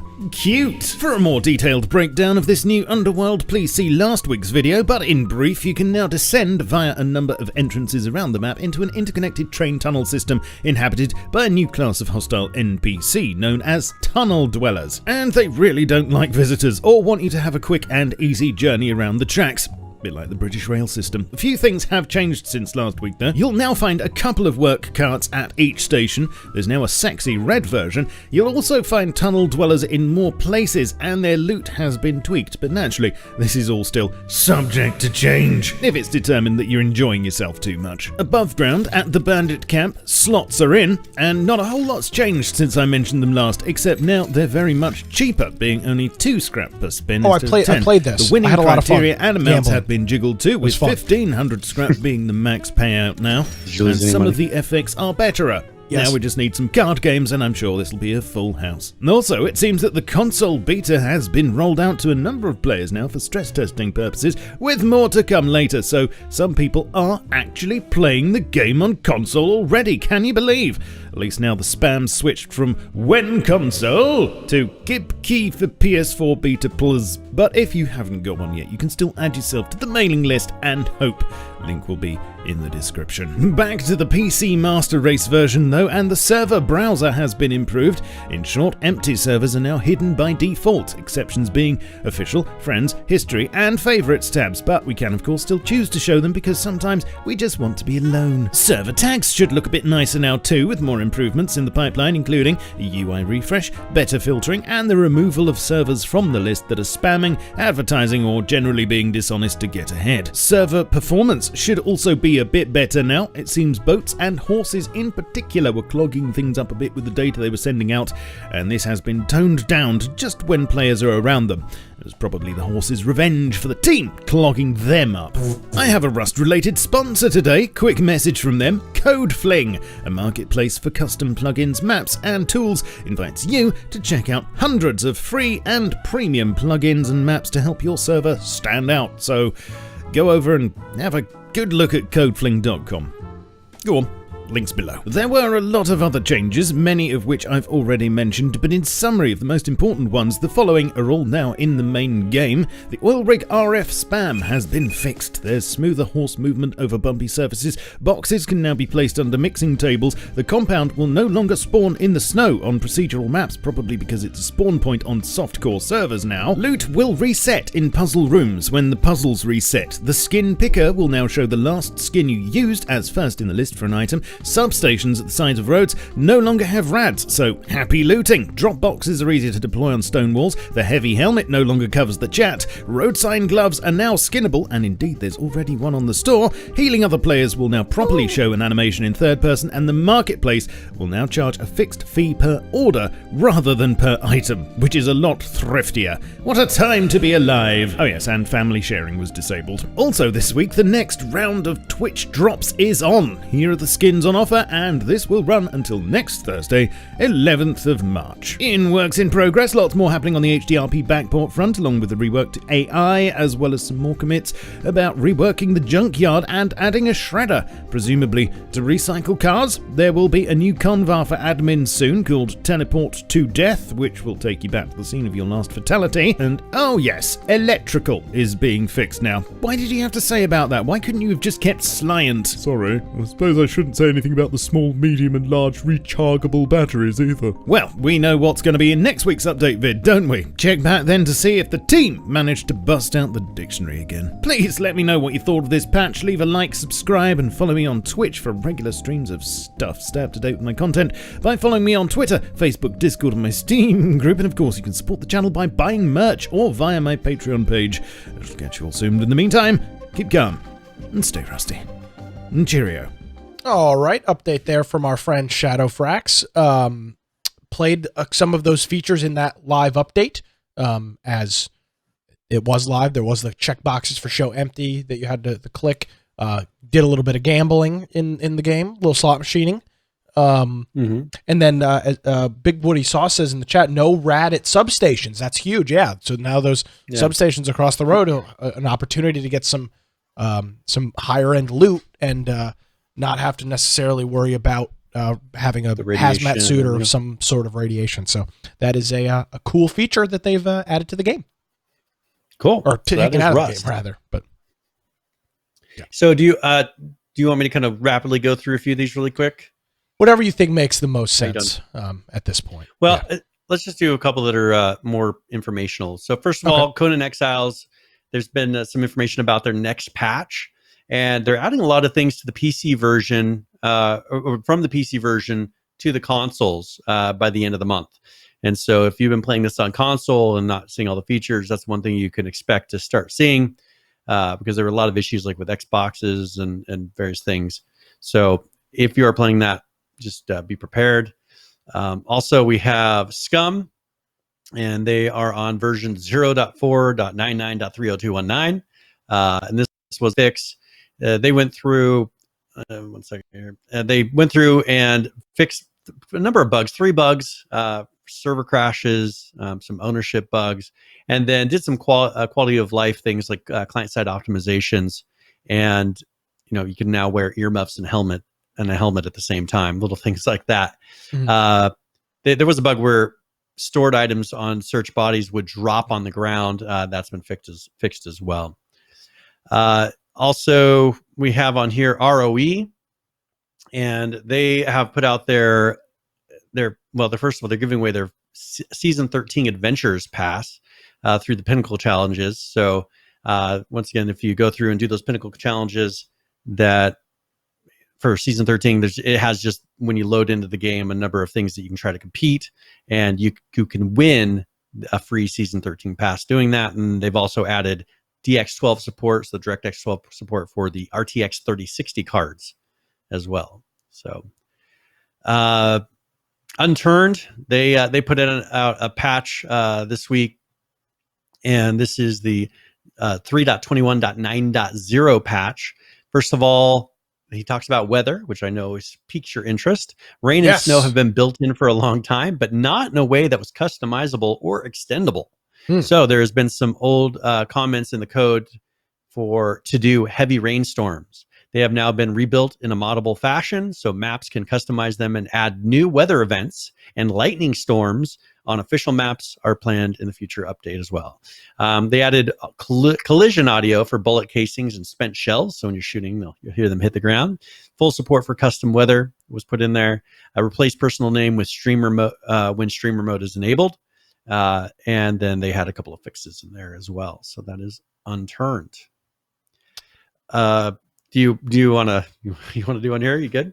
Yeah. I'll take one here. Okay. Let's take a quick look at Osiris New Dawn. Their version 0.4.400, quite the version number, is available. The first thing here is that they've added a whole bunch of let's see, I can pull up this picture. They've added a whole bunch of new sliders and things that you can customize. It's one of these SCUM kind of games where you've got about a million different what are I don't know what these are called. They're not perks. They're well, these are options. So this is going to affect how the game. Well, yeah, this is going to affect how the game, for instance, how quickly your tools decay and vehicle uses fuel. So you can actually tweak it. I don't know what that's called. There's a name for it. But what these things are. But you can now tweak all of these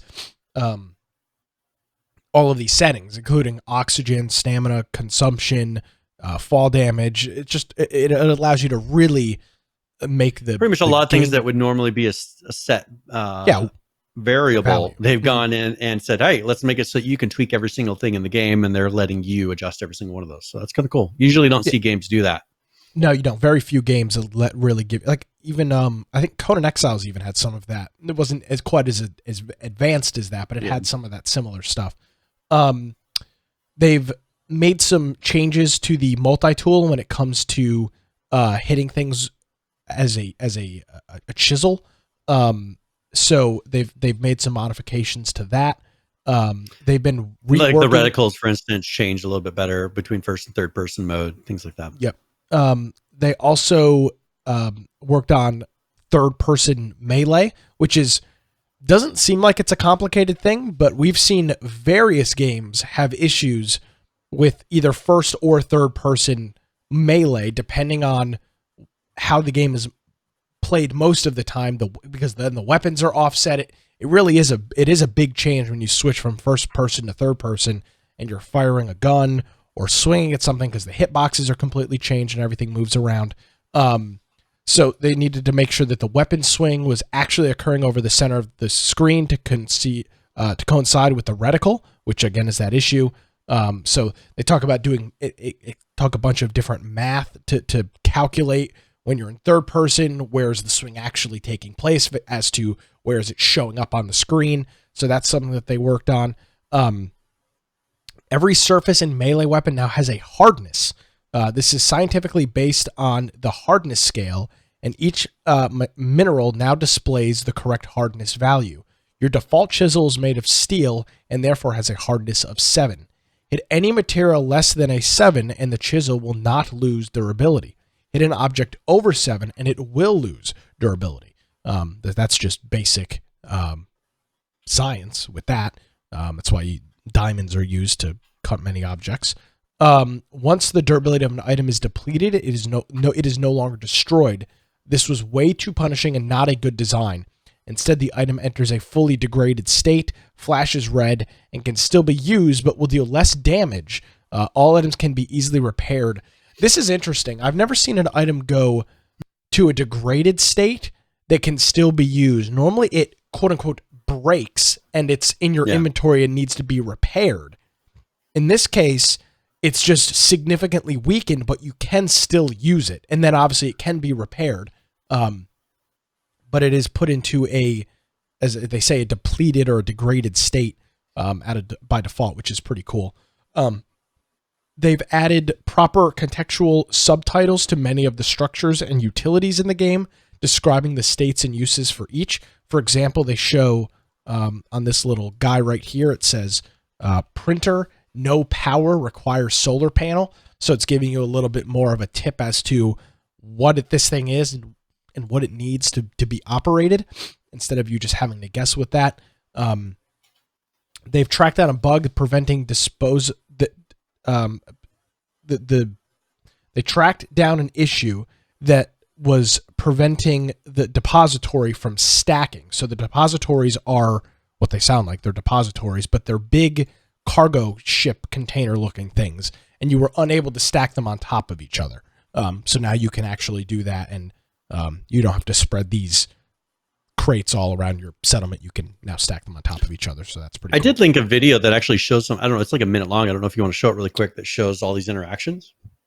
Sure. I didn't see it until it was kind of embedded into the art but I put it in there. So if you want to check it out. All right. Can you, will you be able to read the rest of this while I show this video then, since that'll be up on my screen? All right, let's take a look at this. Let's take a look at this video. All right. So the first thing they're showing off is that hardness that he talked about at the very beginning, with the various metal objects, powered utilities. So powering a printer, various objects. They're showing that off. They should be getting to the stackable storage here pretty soon. Here we go. So this is the stackable storage that they have for the depository. You can see kind of the UI they've been updating as well. That's the things telling you what it is. And then they improved the third-person melee in the game, so that's showing this off.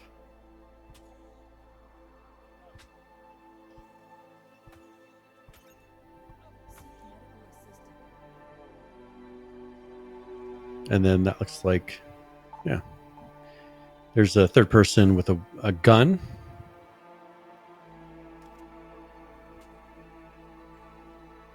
So yeah, that's the majority of what the updates were. They had a lot of bugs and things that they've been working on. They do have a feedback tool in there that you can use, but they have a decent number of fixes, changes, and then some things they removed, probably because things they weren't using. I did post a link to the roadmap as well. And one thing I found interesting is they actually already have a release date for, I don't know if it's a DLC, but so they call it it says 2021. So I guess is that this? What we're seeing now is them kind of relaunching it. Maybe that's what they call it, Rise of the Machines, Frozen Worlds, and the Rise of the Machines. Update. No, and it says it's in the future. I just think that's kind of odd. Maybe that was something they put a date on a while ago. Yeah. But they're going to be doing like seamless space travel between planets and all kinds of good stuff. So I encourage you to go check out the roadmap and see some of the ideas of what they're going to be implementing here pretty soon. I really like Trello boards, especially for games. Yeah. You can tell that they've done a pretty thorough job on this one as well. Yeah, I mean, they literally almost all have images, which is really cool. It's very neat.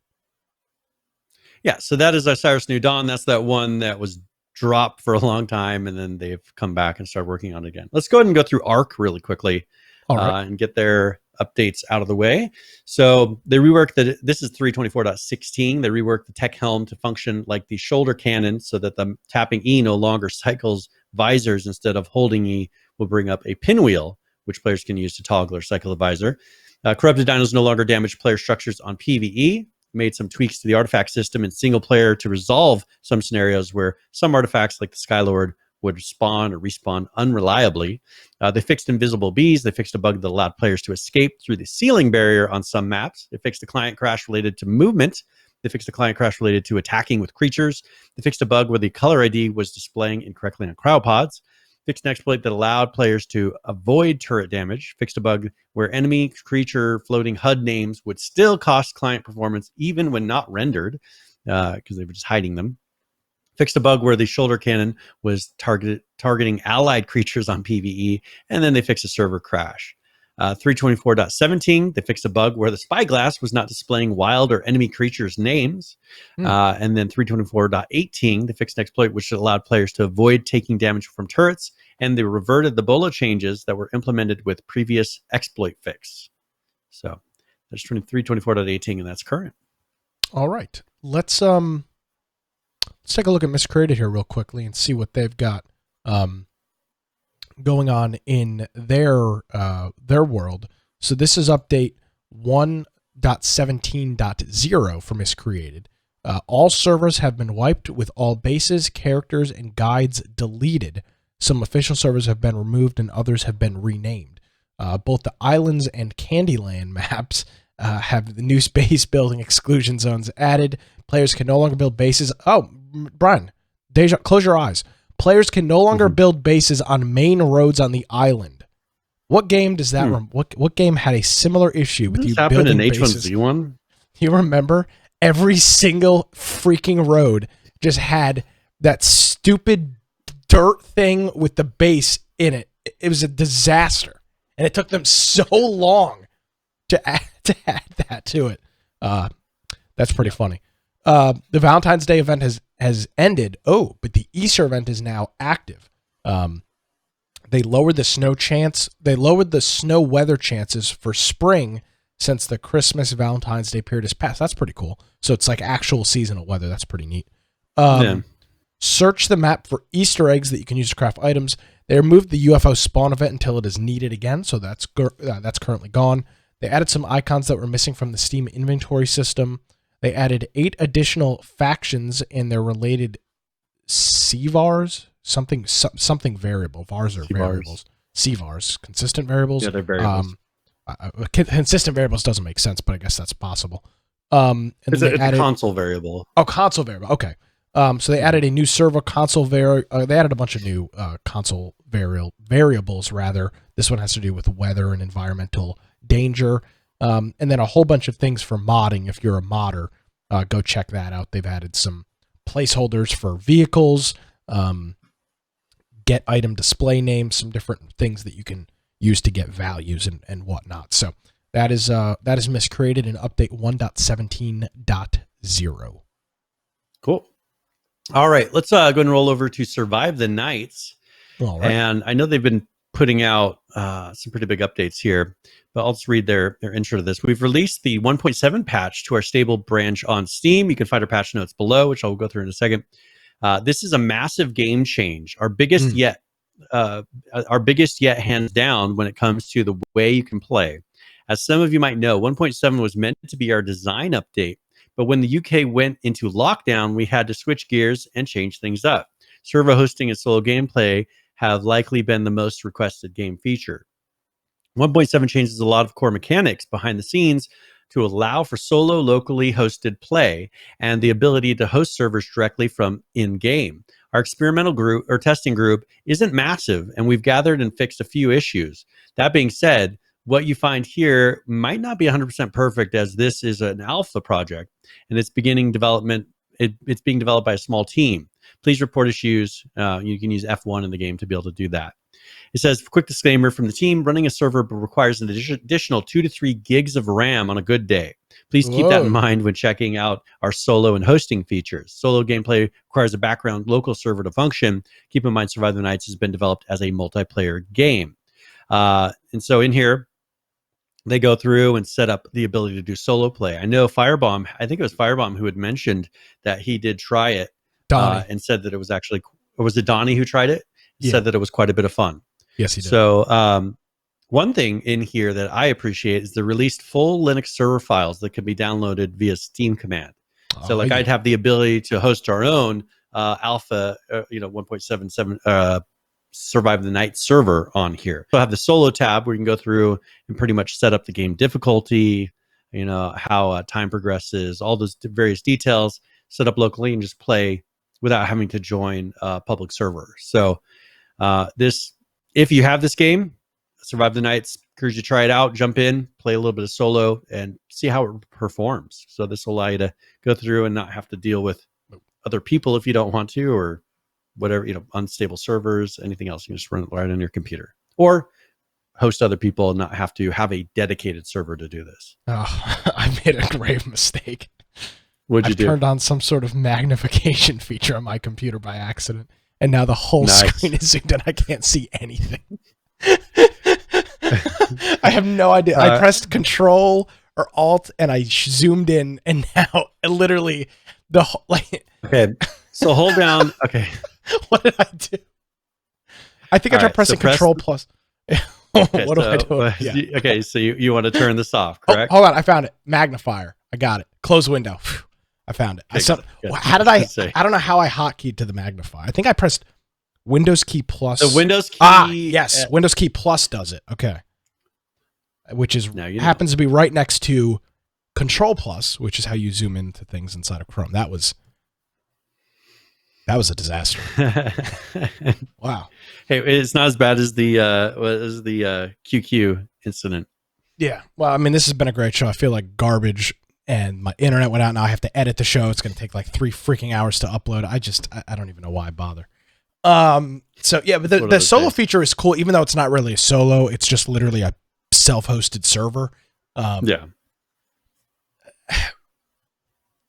I like solo. Every game tends to have a solo, but they keep saying, well, it's not a solo game. It's not a solo game. It's a multiplayer game. So then I'm like, well, then why introduce solo? Like if you're not trying to build out the solo play and you don't really want to promote it, why? Yeah, they need to make like quests or come up with some reason for people to do so, other than maybe building. One thing with this game, though, they have some pretty cool features of kind of like 7 Days to Die, of trying to survive the zombie hordes and everything else. So I would assume that perhaps that has something to do with it. You kind of want to build a really cool base. You want to challenge yourself against the zombies, turn them way up or something. That would make more sense to me. Yeah, because this doesn't make much sense right now. Yeah. So we have, I don't know if we can save these for next week. I had some new games that people had posted in here. You want to save those for next week, or do you want to cover any of them? It's also on sale. It's currently 40% off, so it's $12, which is a good deal. There you go. Yeah. Let's do it next week. If Okay, that's all right. That's with fine. Yep. Totally okay. I think we've covered all the rest of it. All right. I'm going to skip over current players because I don't feel like doing it. Yeah, no worries. Well, let's go and roll into a tip of the week then. Yeah. What is now? I mean, maybe some new people are here after we got booted off the internet. What is tip of the week? Well, tip of the week is where I go through and either give a general gaming tip or one for a specific game. And of course, now we all know what the hot game of the week is. Valheim. I figured I'd give one for that. So this is tip of the week.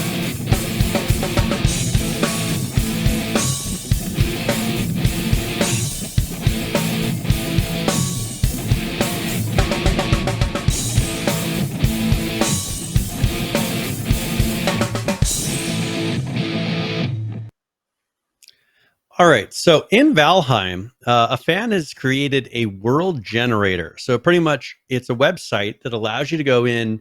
These generated worlds use a seed, is what they call it.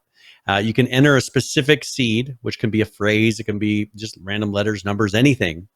And it'll allow you to put that in and see generally what your map is going to look like. This happens in games like Minecraft and 7 Days to Die. When you're creating a new world, you set this seed, and then it will go through and create the biomes. The biomes are where, like, let's say there's a winter biome. It's where there's snow, and then you'll have maybe a desert biome. These seeds kind of make it so that it generates the world and transitions between all of those and has them spread throughout the map. So on this, once you've generated one, you can see where the bosses are going to be, where camps are going to be, traders, tombs, crypts, trolls and caves, structures, shipwrecks, guck, which is something in there, runestones, and various other objects. This is a really great way if you're looking to maybe just do a playthrough and you want to see the balance of your map. Make sure you have a decent amount of every biome. You can do that. Or if you want to kind of cheat and have an idea of where you should probably head for various things, this would be one way to do that as well. So if you want to check it out, you can go to valheim-map.world. That's the website that brings this up, valheim-map.world, and give it a try. It does. It gives you a really good idea of how the world. This is one thing I didn't realize is how they laid out this world. I didn't realize there was so much ocean in the game either. Because when I was running around, I didn't run into any ocean. So that shows you how big this map is. If you're starting out in a zone like what you're seeing on the screen, and then you've got all this ocean that you have to build a ship and kind of move around. So it definitely is very well built. Looks like you did a good job with the textures. And this is something that if you are serious about the game and you're going to be starting up a new map, it's worth a try. You just put in a phrase, and then when you're generating the map in game, you put in that same phrase, and you should have a world that's really close to what they have in here. And so tip of the week. Yeah, there'll be a link in the show notes for that. Valheim. He needs to get an SSL certificate. I mean, come on, bro. It's 2021. And his name is WD4 Boomer. Oh, Bomber rather. Perfect. Never mind. So yeah, there you go. Boomer doesn't know how a SSL certificate works. All right. Well, we survived. I think that's the first time the internet's ever gone out during the show for like more than for more like minute. a flicker. Yeah, so that was interesting. Thanks for holding on, Brian. So do we want to do the game giveaway here really quick? Yes, sir. What you got?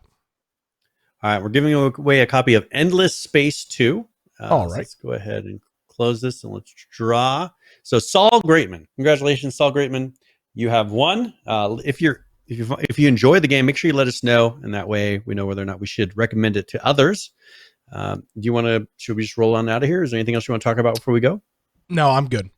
I'm okay. Good. Well, if you want to find me, you can find me at Brian Aldridge on either Gab or Parler. If you want to go check out my blog, biteoftech.com, you can do that. Or go to our website, infectionpodcast.com. If you go check out the right-hand side, you can do that. And we have a join our server on Discord option. If you do that, you can submit news in the news channel. You can hang out and chat with people. You can go check out our workout group, or we have investing. I mean, we have all kinds of channels in there. I encourage you, because that's the main place we go and hang out, to go check it out. If you want to also check out the video forms of the podcast, you can do that through either BitChute, DLive, Twitch, or through YouTube. We have our audio forms all at the lower right hand side, and you're more welcome to go check those out if you want to listen to it after the fact. We also have our pre and post show on the podcast extras that Judd does for us. If you want to go and check out our show notes, you can click on the particular episode that you're going to be watching or listening to. There's a player built in on those pages if you want to use those. Also, you can go through and check out all the patch notes and the links and the videos, everything that we refer to during the show, we have in those show notes. If you want to support us, you can go to support tab up top, or you can go to infectionpodcast.com/support. Or if you would like, you can go to amazon.infectionpodcast.com, humble.infectionpodcast.com, or the Prime Gaming subs, as you've heard throughout the show. Also, if you want to subscribe star, you can do that and avoid Amazon altogether. Yes, subscribestar.com/infection podcast. I want to thank our friend Big Woody Sauce for hitting us up with the 28-month resubscription here on Twitch. Thank you very much, Mr. Ross. It is greatly appreciated. All right. Well, Brian, thanks for hanging in there and carrying the weight. It is greatly appreciated. And No yeah, worries. we'll be back next Tuesday for another episode. So, with that being said, ladies and gentlemen, thank you so much for joining us for another episode of Infection, the survival podcast. My name is Nick Craig. You can follow me on Gab @Nick. If you missed any portion of this show, you can check out show notes, videos, links, a link to that world generator, all that fun stuff on our website, infectionpodcast.com. Thank you so much for joining us, everybody. Have a great week. We'll see you next time.